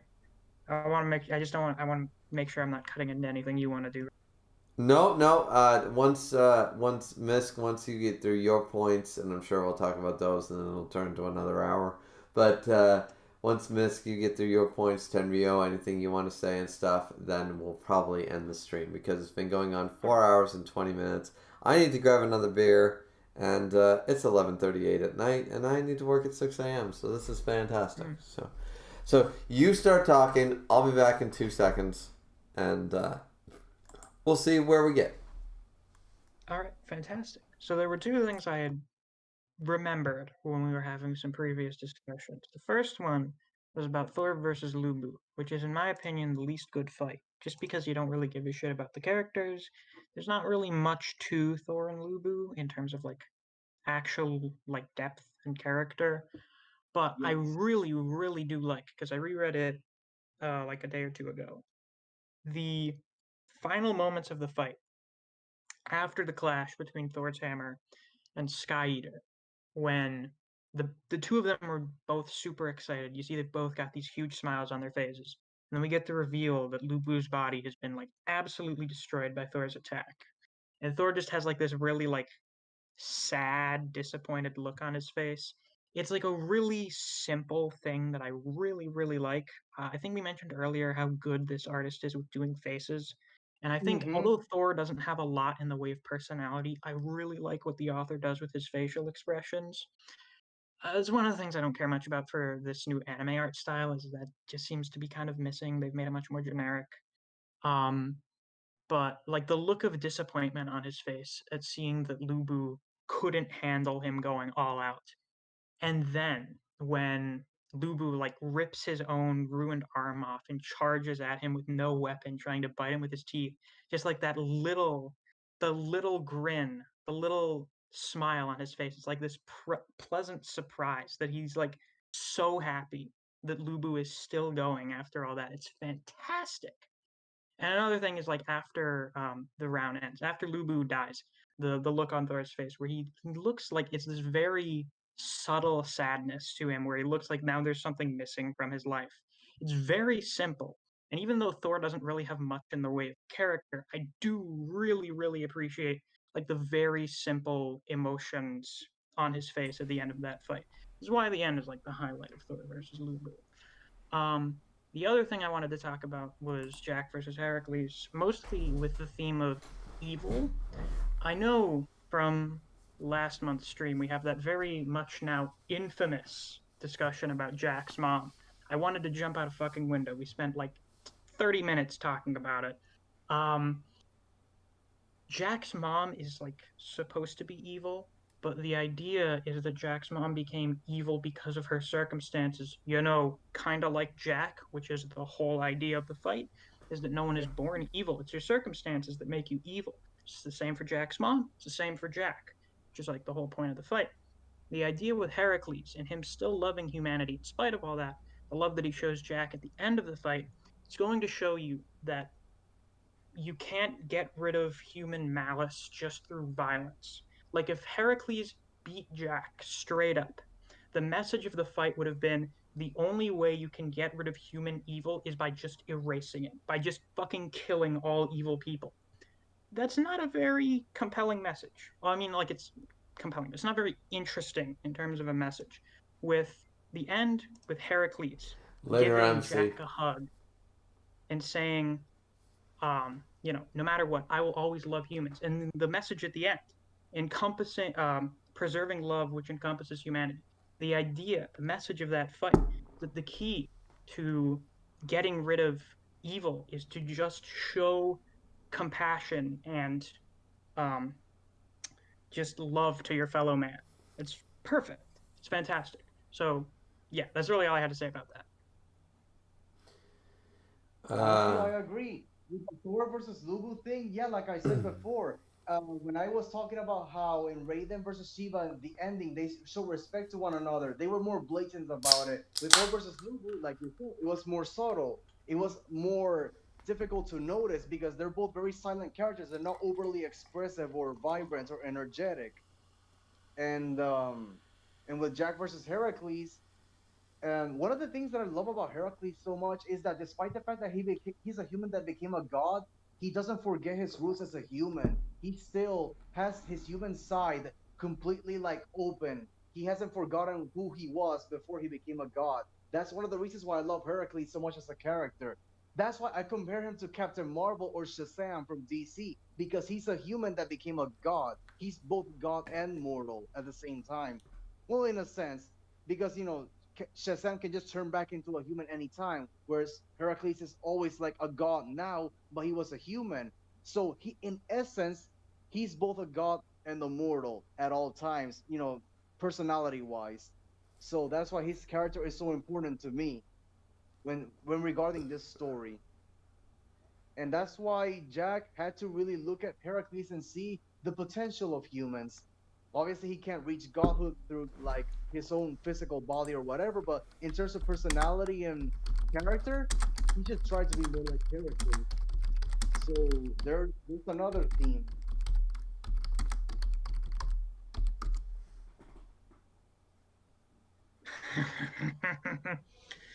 ah. So, Well, all right. let you- I want to talk about the idea that Jack's mom is not evil.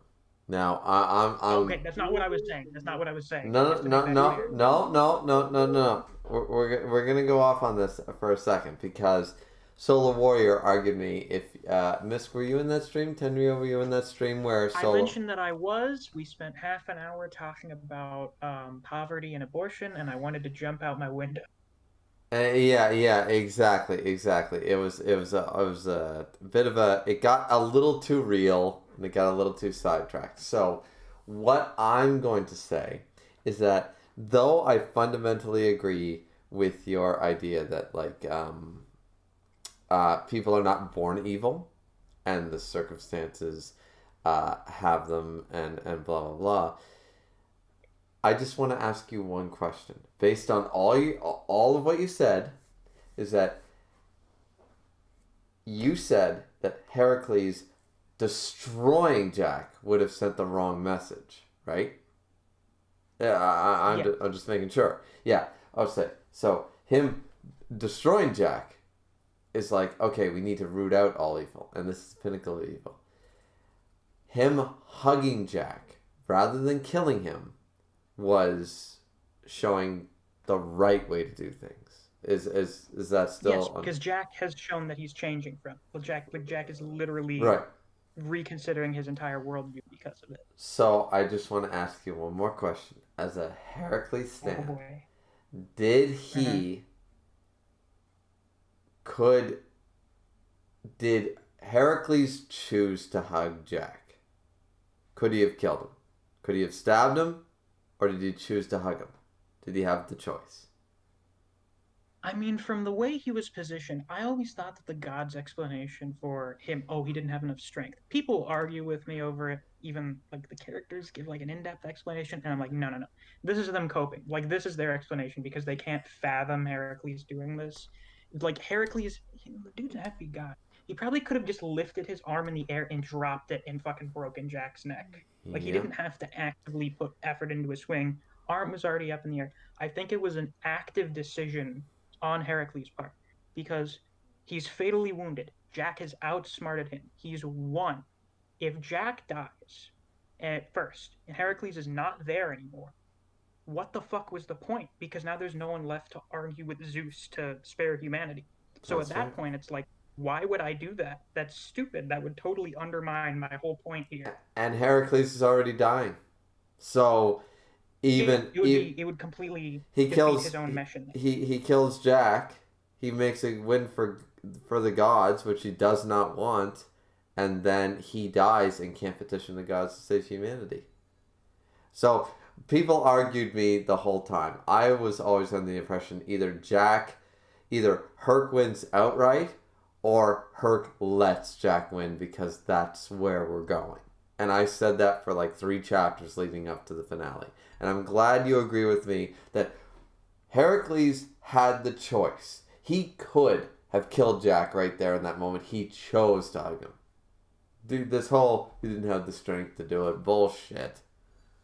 Yeah, I think that's a cope on the god's part. If that is the actual author's explanation, that's fucking lame. I don't like that if it's their actual explanation. I'll say it right now. I think that's fucking stupid if they actually consider that to be the canonical reason that happened. Yeah, no, it makes way more sense that Heracles, given as everything you explained, everything Tenryo was talking about as well, leads up to the fact that that would have sent the wrong message. Heracles proving his love for humanity to the point of literally giving his life, just like the Valens, which once again, he's the 14th Valkyrie, he's the other demigod, giving his life for humanity is part of his calling. This chapter 41 basically solidified Heracles' victory over Jack even more as the right thing to do, even taking the L for the greater good. You know, like it was such yeah. And I do think, like, at the end, like, Heracles accepted. It's like, oh, yeah, you outsmarted me. You won. Yeah, like, it's whatever. Like, you fatally injured me. You won. It's fine. I'm not going to do, like, this petty shit where I kill you at the very end, but I die anyway. Done. You won. Congratulations. I'm going to give you a hug because I love you. Bye. Yeah. Yeah. I mean, once again, I still think that there was some handicaps on both sides of that fight to make Jack's deck a little more stacked. But at the end of the day, the message that was there, when you strip away all that bullshit in the actual fight, you just look at the emotional impact. And at the end of the day, Heracles didn't change, Jack did. So who won that? I think the stacking and bullshit is actually part of the malice, like the evil stuff, because Jack's not like just a crazy guy. Like he does like scummy stuff, like rigging the game against Heracles. That's part of it. I think that's part of the whole evil thing. I mean, yeah, but like literally, if we don't have a single god, and we won't, I'm telling this right now, we won't have a single god with recoil. The recoil damage that Raiden just experienced, the recoil damage of anybody else.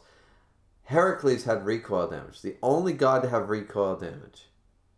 And we won't see recoil damage again. And I call bullshit. I understand why it happened. I don't think we're going to get it to the extent of Cerberus. Like, we kind of, sort of get it with some of the transformations where Zeus's Adonis form was, like, literally, like, stretching his body to the limit, and he could have broken at any moment. And then kind of with Shiva, where he's literally burning up his own body. But I don't think any of them were to the same extreme as the Labors or with Raiden's recoil. Yeah, and the difference is that Heracles in base form versus Heracles in Cerberus, at the end of the day, there was no difference to Jack. That was something I hated.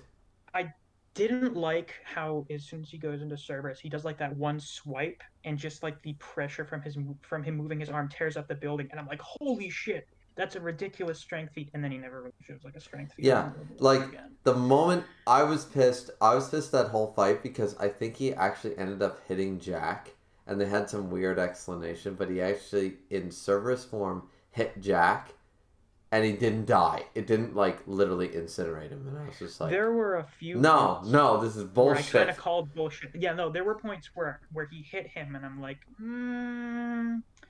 guys, he should be fucking dead. You should have done the scene a little differently to, like, sort of keep my suspension of disbelief here. I think they did Like- this honestly to make us as fans, because they knew this was such a hype fight, and in all honesty, the grayest fight in the whole series. I think Herc had to get hits on Jack at some point, otherwise it's just Jack bullying Heracles for the whole fight. So you had to have, like, points where he hit him. But with some of them, like the ones with the blood on the face, like after the fact with the Volan, I'm like, yeah, you know, whatever. Like, he still got knocked out by it. He was fucking throwing up blood. Like, I kind of get that. But there were a few where I'm like, you guys should have done that a little differently to make it a little more believable.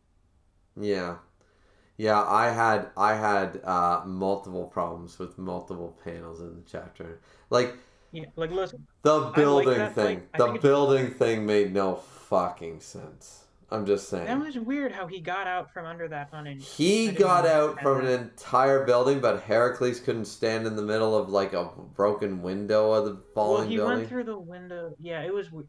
No, my weird thing with... Well, yeah, that is weird. Well, I guess the jacket was a Volan, so we're getting into weird shit here. My problem with that is, like, a Volan building fell on Heracles, and he was, like, literally uninjured by it. It seems like he's fucking invincible to bludgeoning damage, but very weak to piercing damage. I don't know what it is.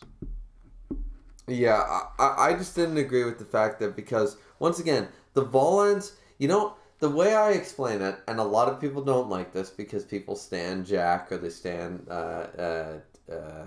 Adam and stuff, and I'm fine with that, is that at the end of the day, I think the Volans have a bit of a hockey history. The Shuumatsu no Valkyrie started, the Volans were basically, okay, a weapon, like a literal weapon, like a shield, a sword, a spear, that could hurt the gods. That was the idea. When we were introduced to Volans, back in Chapter 1, that's what they were. Volans were explained to be, like, literally basically a Valkyrie sister in weapon form. And they could hurt the gods. That was it. No attribute boost. No physical deformities. No, they were a weapon. Basically a god-killing weapon, like a legendary drop in an RPG. You picked up Thor's hammer. Thor's hammer could damage. Your fist is not Thor's hammer. But Thor's hammer, you can smash mighty, right? That was the idea. It slowly evolved like hockey in One Piece. You have to sort of retcon a few things. And not that I'm shitting on the series at this point, but I'm just kind of like, you basically did my boy Adam dirty, and now you're doing my boy Heracles dirty because you changed the rules halfway through. And I'm a little pissed off. That's all I'm saying. The Voland is bullshit by the time around 4. It made sense at the end of round 2. That's all I'm saying. Yeah, I think there was just going to be a fight where they expand upon what they can do, and it just so happened to be that one. Like, now we have, like, Raiden's Mawashi thing that controls his muscle. I think there just had to be a fight where we introduced that it's more than just, like, weapons and stuff. It can be, like, equipment and stuff with status effects. It just so happened to be that fight. But my problem... Hello, Mysterious Weeb. That's another YouTuber we have in the chat. Hello. Oh, alright. Let's get to the chat really quick. Got them all coming out of the woodwork today. Yeah, let's get to the chat really quick then. Let's see. Griever's going to be wasted by the time the stream ends, and I already responded to that. I'm like, no, this isn't a case of beer yet, so I'm good. MC Dude said, trust me guys, I have very high alcohol tolerance. MC Dude says, I was saying later to MSD, just said it late. Oh, when MC Dude said later. Oh, he was saying later to... Yeah, okay. Because we all said later to MC. Dragon's Rage said, I was there during that fateful day. Yes, you were. Yes, you were. Dragon's Rage said, I am pretty sure Jack dealt with the blow, so it didn't do that much damage if it connected full on. Dealing with a blow when you're Jack the Ripper, Once again, we're already talking about this, so we're not getting into it. But the point is, I like.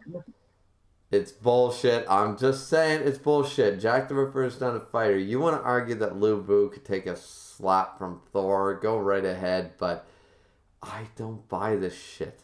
I just don't. Jack is a normal human with a cheap ball end. The moment you smash him in the face, his head flies off. That's a fact. And the fact of the matter is that to this day, we are 41 chapters in, and at no point in any 41 chapters has anybody ever said that the Volans increase physical attributes to heighten to the level of the gods. Nobody's ever said anything about increasing physical attributes. As far as I'm concerned, other than Adam, who I could understand, but Jack should have the constitution, strength, dexterity, and intelligence of a regular human male. You know? But he's pulling off moves like he's Dwayne "The Rock" Johnson. That makes no fucking sense. I'm just saying. Listen, really quick, round 2, but I think it has actual plot holes. Yeah, it does. It does. So just quickly get into the chat, and then you can say your point. Mysterious Weave is in here saying Pog. What's Pog? It's poggers. It's just nice. I don't know. It's internet lingo. Okay, I don't know internet lingo. Guys, I'm old. I'm going to be 30 in like 3 days. So Mysterious Weave. All right, Mysterious Weave, welcome.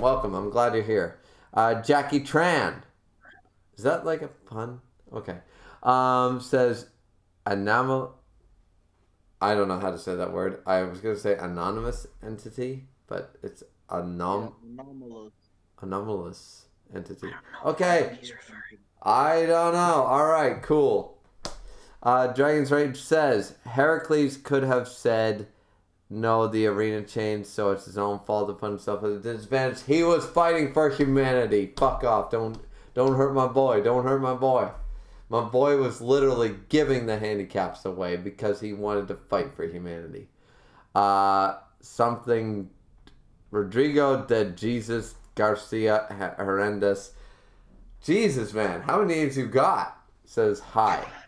And MC Dude says, and well, man, you speak better Spanish than I do. Spanish is a fast language. It sounds better when you say it in Spanish. Okay. Yeah, Rodrigo de Jesus Garcia Hernandez. Is that better? I think it's Jesus. Yeah, let me. All right, one more try. Shit. Rodrigo de Garcia. Fuck. Fucked it up. Whatever, we've given up on it. Yeah, I've given up on it. I've given up. You know what? My wife would be so disappointed. MC Dude says, hello there. Hello there. Dragon Rage says, yo, Weeb. And Mysterious Weeb says, Jack is my favorite, but his win was BS. Yes! Mysterious Weeb. Love you. Please join all my streams from now on. Because you know what's up. You know what's up. Jack might be your favorite character, but you know his win was bullshit. Because we all know. Heracles won the fight. Heracles gave the fight. Because it's the best for humanity. What he was fighting for. God's sakes. How many people don't understand this? Dragon's Rage, I disagree. Dragon's Rage, you and I are good buddies. You've been in every stream, even my shitty, like, gaming streams that nobody cares about. But dude, you're wrong about this one. You're just wrong about this one. That's all I'm gonna say. And Mysterious Weave actually says Heracles could have won easy. So, all right. Any thoughts on that, guys? Any thoughts on the whole? Yeah, I think that's pretty fair stuff. Yeah.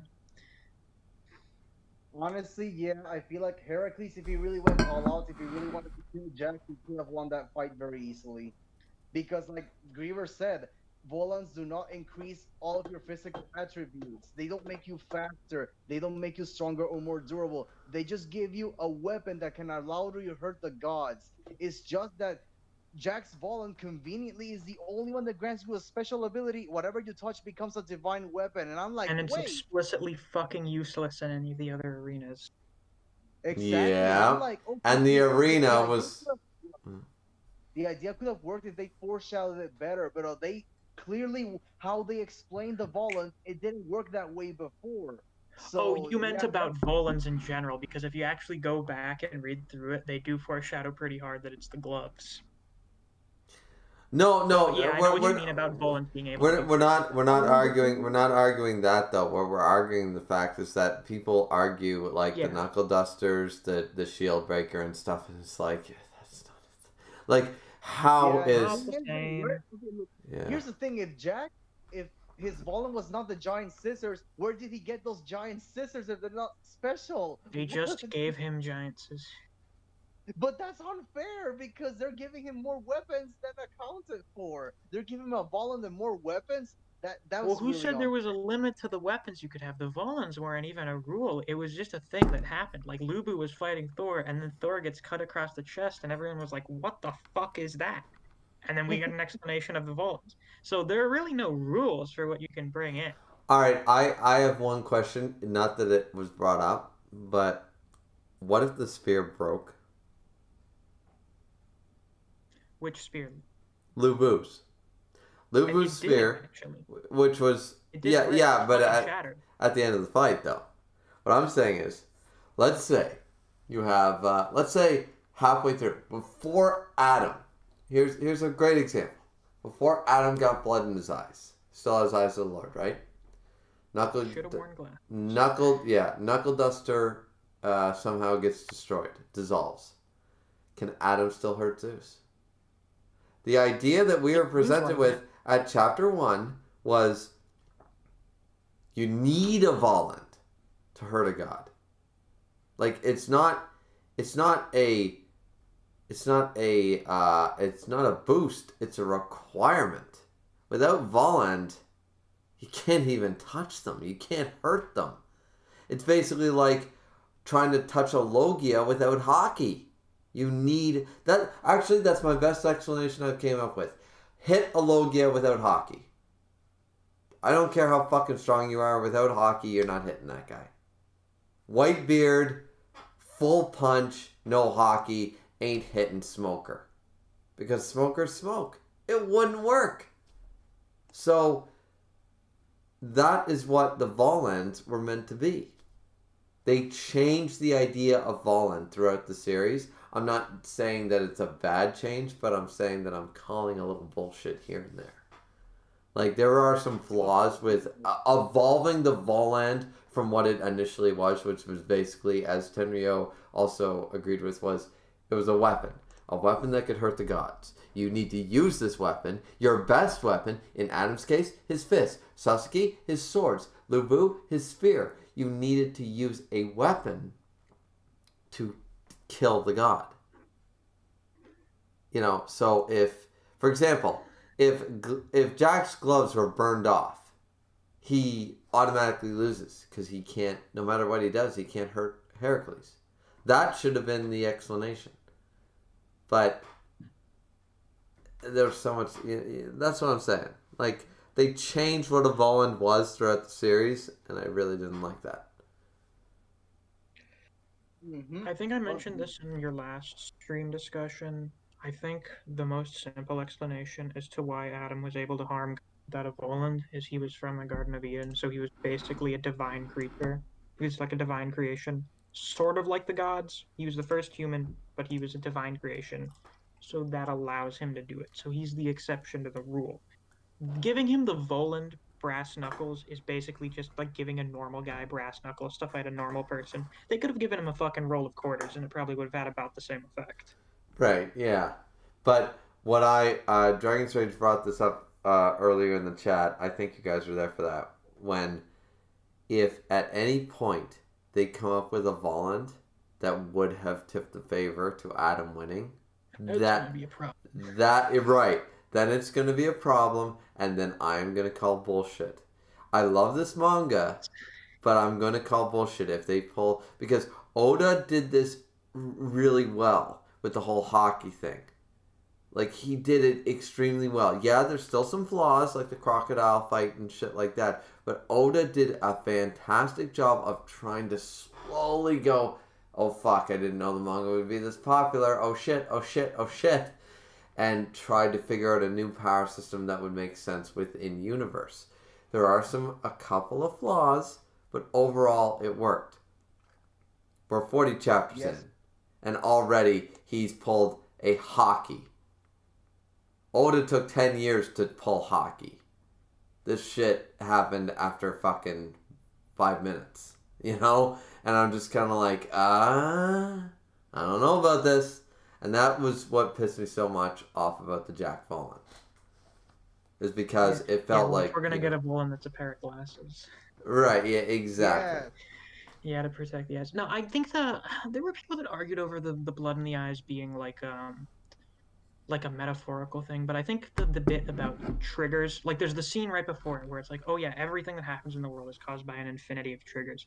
I think that was just meaning that, like, with the surface tension thing, I fucking love the visual metaphor with the glasses that Loki sets up and just like the water tension. That's a fantastic metaphor for that part of the fight. The idea with the blood hitting Adam's eyes is that they are both in such a state of perfect tension that literally the tiniest thing can like completely affect the way the fight goes. So just like something tiny like that was able to do it. Yeah, like something else could have happened, and Zeus could have fallen out of Adamus form. I agree with that. Tenryo? What was the question again? No, I was just saying how the blood in the eyes was just like, it was an example of how, like, when the fight is this close and they're both at such perfect tension, the tiniest little change in that can completely sway the battle. Yes, that is correct. I mean, come on, the guy was overexerting his own ability on Zeus, and he was pushing his physical limits to the fucking brim. So of course he was gonna get like that. Yeah, like, honestly, I think at that rate it looked like his eyes were about to give out at any fucking moment. Well, really, either of them were about to, like, go at any moment. Like, they were both of them were that close. It could have been literally anything that happened. Like honestly, Adam was close to winning that fight, but Zeus was just too much. I mean, honestly, I can agree with what Griever says that Adam could practically beat all the other gods except Zeus and maybe Odin. I mean, Odin practically to me is equal to Zeus. It's just that Zeus maybe has more experience, and that's why he's the leader or the chairman of the gods, as Griever puts it. I But think I Zeus is think, more popular. yeah, that's the reason why Zeus is the leader, because he's the more popular god. Because I don't know if you guys noticed, Norse mythology is not as represented throughout fiction as Greek mythology. Greek So mythology is that's the poster child. That's all it is. It's the mythology. Yeah, it's the poster child. Like, I mean, it just is. And there's nothing wrong with that. Let's just go through the chat really quick, and I think we're finally going to end the stream. We're going on almost 5 hours now. And, Is this the longest stream you've done? No, I think I did one that was like 5.5. Wow, Jesus. If not, it'll be close. You know what I really wanted to do? I always wanted to do one of those 12-hour streams.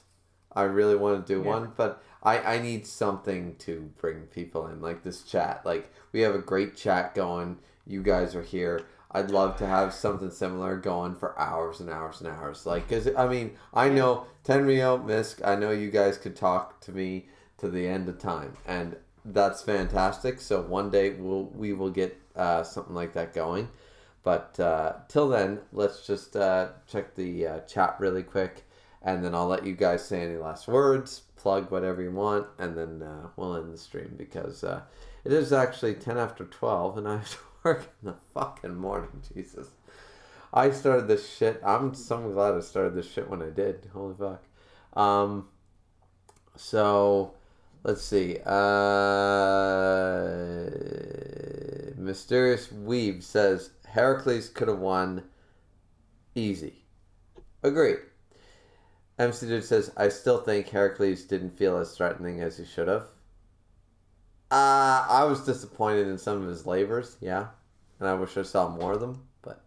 I wish they showed the cooler ones, like the Hydra or something. And yeah. I wish they didn't cock block us on the Cretan Bull. Like, we were about to see it. And then Jack had to do the thing with Big Ben. I was like, damn, you've robbed me of seeing, I don't know, a cool fire ability or something? Yeah, I would have loved to see the But Hydra. no, I would have it was loved not to to see... be. Yeah, there were so many different abilities he could have done with that. Akshay says Jack had a backup plan for his backup plan. He's not Light Yagami, guys. Jack isn't as clever as everyone makes him out to be.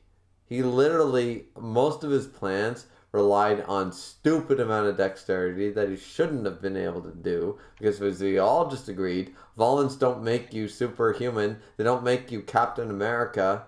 So, I call bullshit. Sorry. Mysterious Weave says Shiva's fire is OP. Shiva's fire is pretty awesome. I did like that aspect. The gear second thing was pretty cool. Dragon Church says, to be fair. The author is pretty vague when it comes to explaining stuff like the Volan, so it's not like we get the rules of the Volan. See, I disagree. I think the rules of the Volan were set in stone. They are weapons the Valkyrie sisters become to be able to hurt the gods. That is the rule. When you add new rules throughout the fights, and then you go back and look at other fights, and you go, oh, wow, why didn't they do that? Then you have a problem. So I argue that point. Keishan Prime says, I watched a movie and was shocked to find out the stream is still going. Yeah, we're about to hit the 5-hour mark. You know what? I will go for the next 6 minutes, because we're at 4 hours, 54 minutes, and 12 seconds, so I'm definitely going to leave the stream going for 6 minutes, at least, just to make that 5-hour mark, because Miss might be right. This might be my longest stream ever. Can't talk with this fucking thing. Let's see. Dragon Juice also said, Adam versus Zeus in a nutshell, so close, but yet so far. I like it. Jonathan is in here. Jonathan Lujan Lisbo says, a human will never win in the same area. The strongest Lubu, the best fighter Adam, and now Raiden. I mean, I think he means like we've seen that.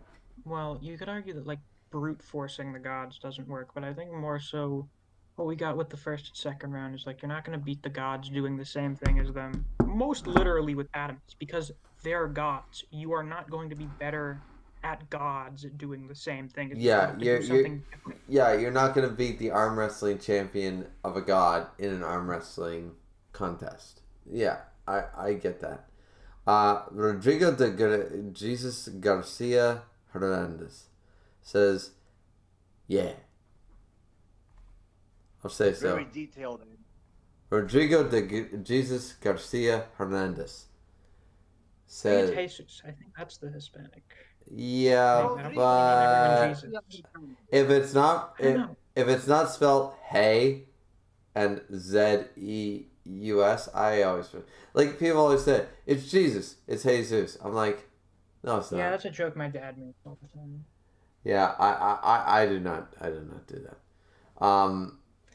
Like, and I mean no disrespect to anybody, but I'm like, the whole idea, it's kind of like look, like I'm technically Protestant, but if I name my kid Jesus tomorrow and spell it Jesus, technically you can't do it in the law of Canada, but I'm just kind of like, you know what? His name is Jesus. You can't tell me what letters to put on a birth certificate, and you can't tell me what I will or will not call him. So I find the fact that in a law in a country where the idea is that like Canada, for example, or America is supposed to be like this, and Canada tries to be like this, is where you have multiple religions, right? So some religions don't believe in Jesus. So why can't? So is it okay if a Japanese person calls their kid Jesus? Is that okay? But then you have someone from North America call a kid Jesus. All of a sudden, it becomes Jesus. You see what I'm saying? So I don't like that idea. I'm not saying I want to call him Jesus. Jesus is not that nice a name. It's like, it's not the best name. I can think of better names. I would never call. That's so 0 AD, that name. Don't care for it. It's so outdated. Yeah, exactly. 0 AD, like Jesus. Like, literally Jesus. Come up with a better name. You know, so, yeah, no, at the end of the day, I never did the Jesus thing because I never understood. I was like, okay, so now it's supposed to be Rodrigo de Jesus Garcia Hernandez. God damn it. And then you have to say Jesus like an Englishman, like Jesus. Like I've never heard my wife speak it. You know what? I should have listened to my wife speak it because maybe I could do the accent properly with the Spanish like inflection on it. Because I don't know how to say Jesus like a Spanish person. I got no idea. Jesus. Try saying Jesus. it like that. Jesus. No, see, but how do I roll that off the tongue? How do I roll that off? See, Spanish, as you know, Tenrio, you know, like speaking Spanish, you have to be like, Asuno de caras, gracias, gracias, like you have to speak 30 miles a minute. I can't keep up with that shit. That's why it's taken me so long to learn Spanish. I got a Spanish half Oh, family. thank God I'm Puerto Rican. I'm Puerto Rican, so that's why I can actually speak Spanish. Though I'm better with English even then. Mm. I was gonna say you have a slight accent, but your English is extremely good. So I get Thank that. you very much. No problem. I actually speak Spanish also. I can combine Spanish with English also.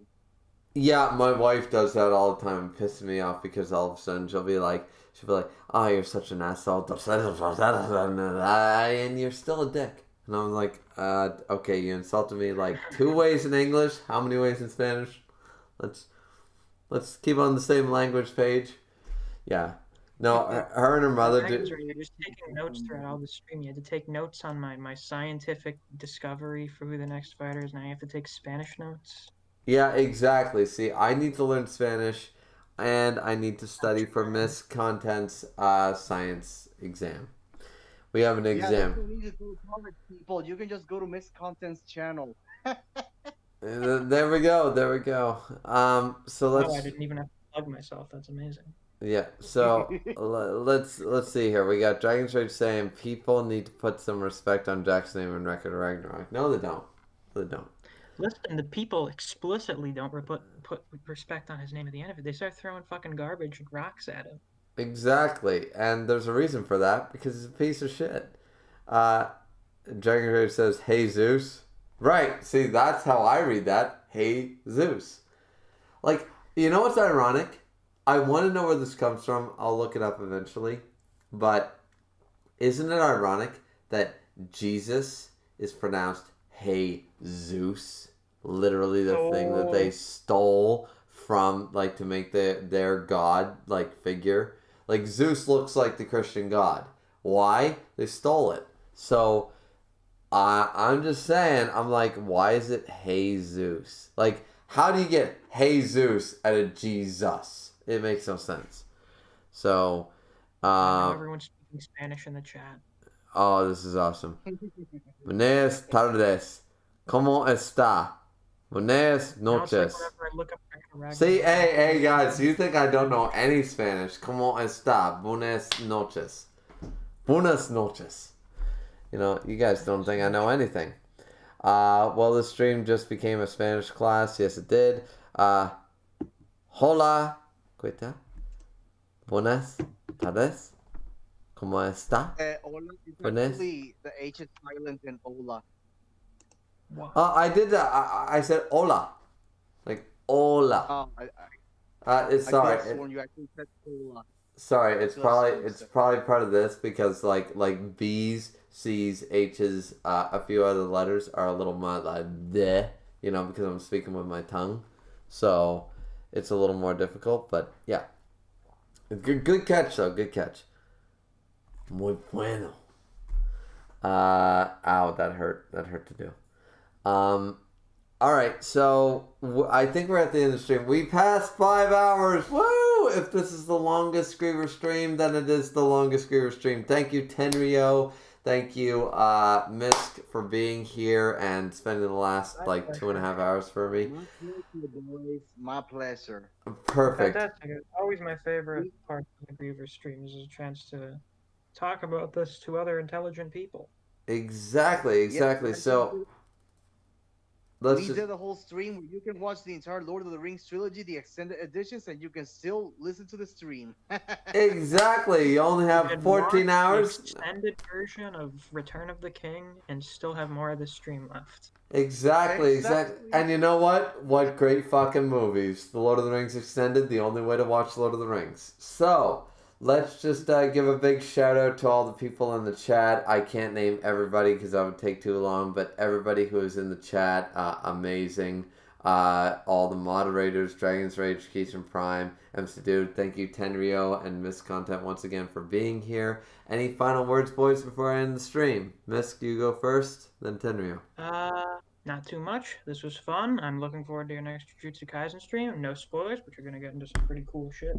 So All right. I'm looking forward to that. And once again, very happy to be here. Had a great time. All right, and don't forget, we're gonna plug Miss Content's channel. Not that he needs it from this low line, low light. No, I was trying to say something funny. Anyways, yeah, plug Miss Content's channel. He is doing really well. He's got like 1.26 subscribers right now. Something like that. Yeah, he's doing fantastic. He's blowing up, and so let's just get him to 2,000. Why don't we get that man to 2,000, ladies and gentlemen, by the end of 2021? Let's get that man up there. So yeah, let's do that in 2 days. Let's see if we can do. Yeah, let's get me to 400. Let's get this man to 2,000. Let's see who you guys really love. So, and let's end it off. Tenrio, any final words, man? Yes, I just want to say, worship us. We are your gods. Without us, your lives have no meaning. So please subscribe to our channels and wait for more content so you can actually be entertained by only us, no one else. Thank you very much. Have a nice night. Exactly. This man knows how to promote. This man knows how to plug. So once again, check out all the channels. Check out everything in the Discord and stuff. Once again, it was a really nice pleasure doing a 5-hour stream. Not intentional. I thought this thing would be done in an hour and a half, and now I am here, and I am so late for work very soon. But thank you guys so much for watching. Like, comment, and subscribe as always. This has been Griever. We will be back here next time for, of course, chapter 42 of Shuumatsu no Valkyrie, the greatness. Who's going to be in round 6? We've already said our predictions. What's yours? Let's see you back here next time, ladies and gentlemen. And as always, drink responsibly. Peace out.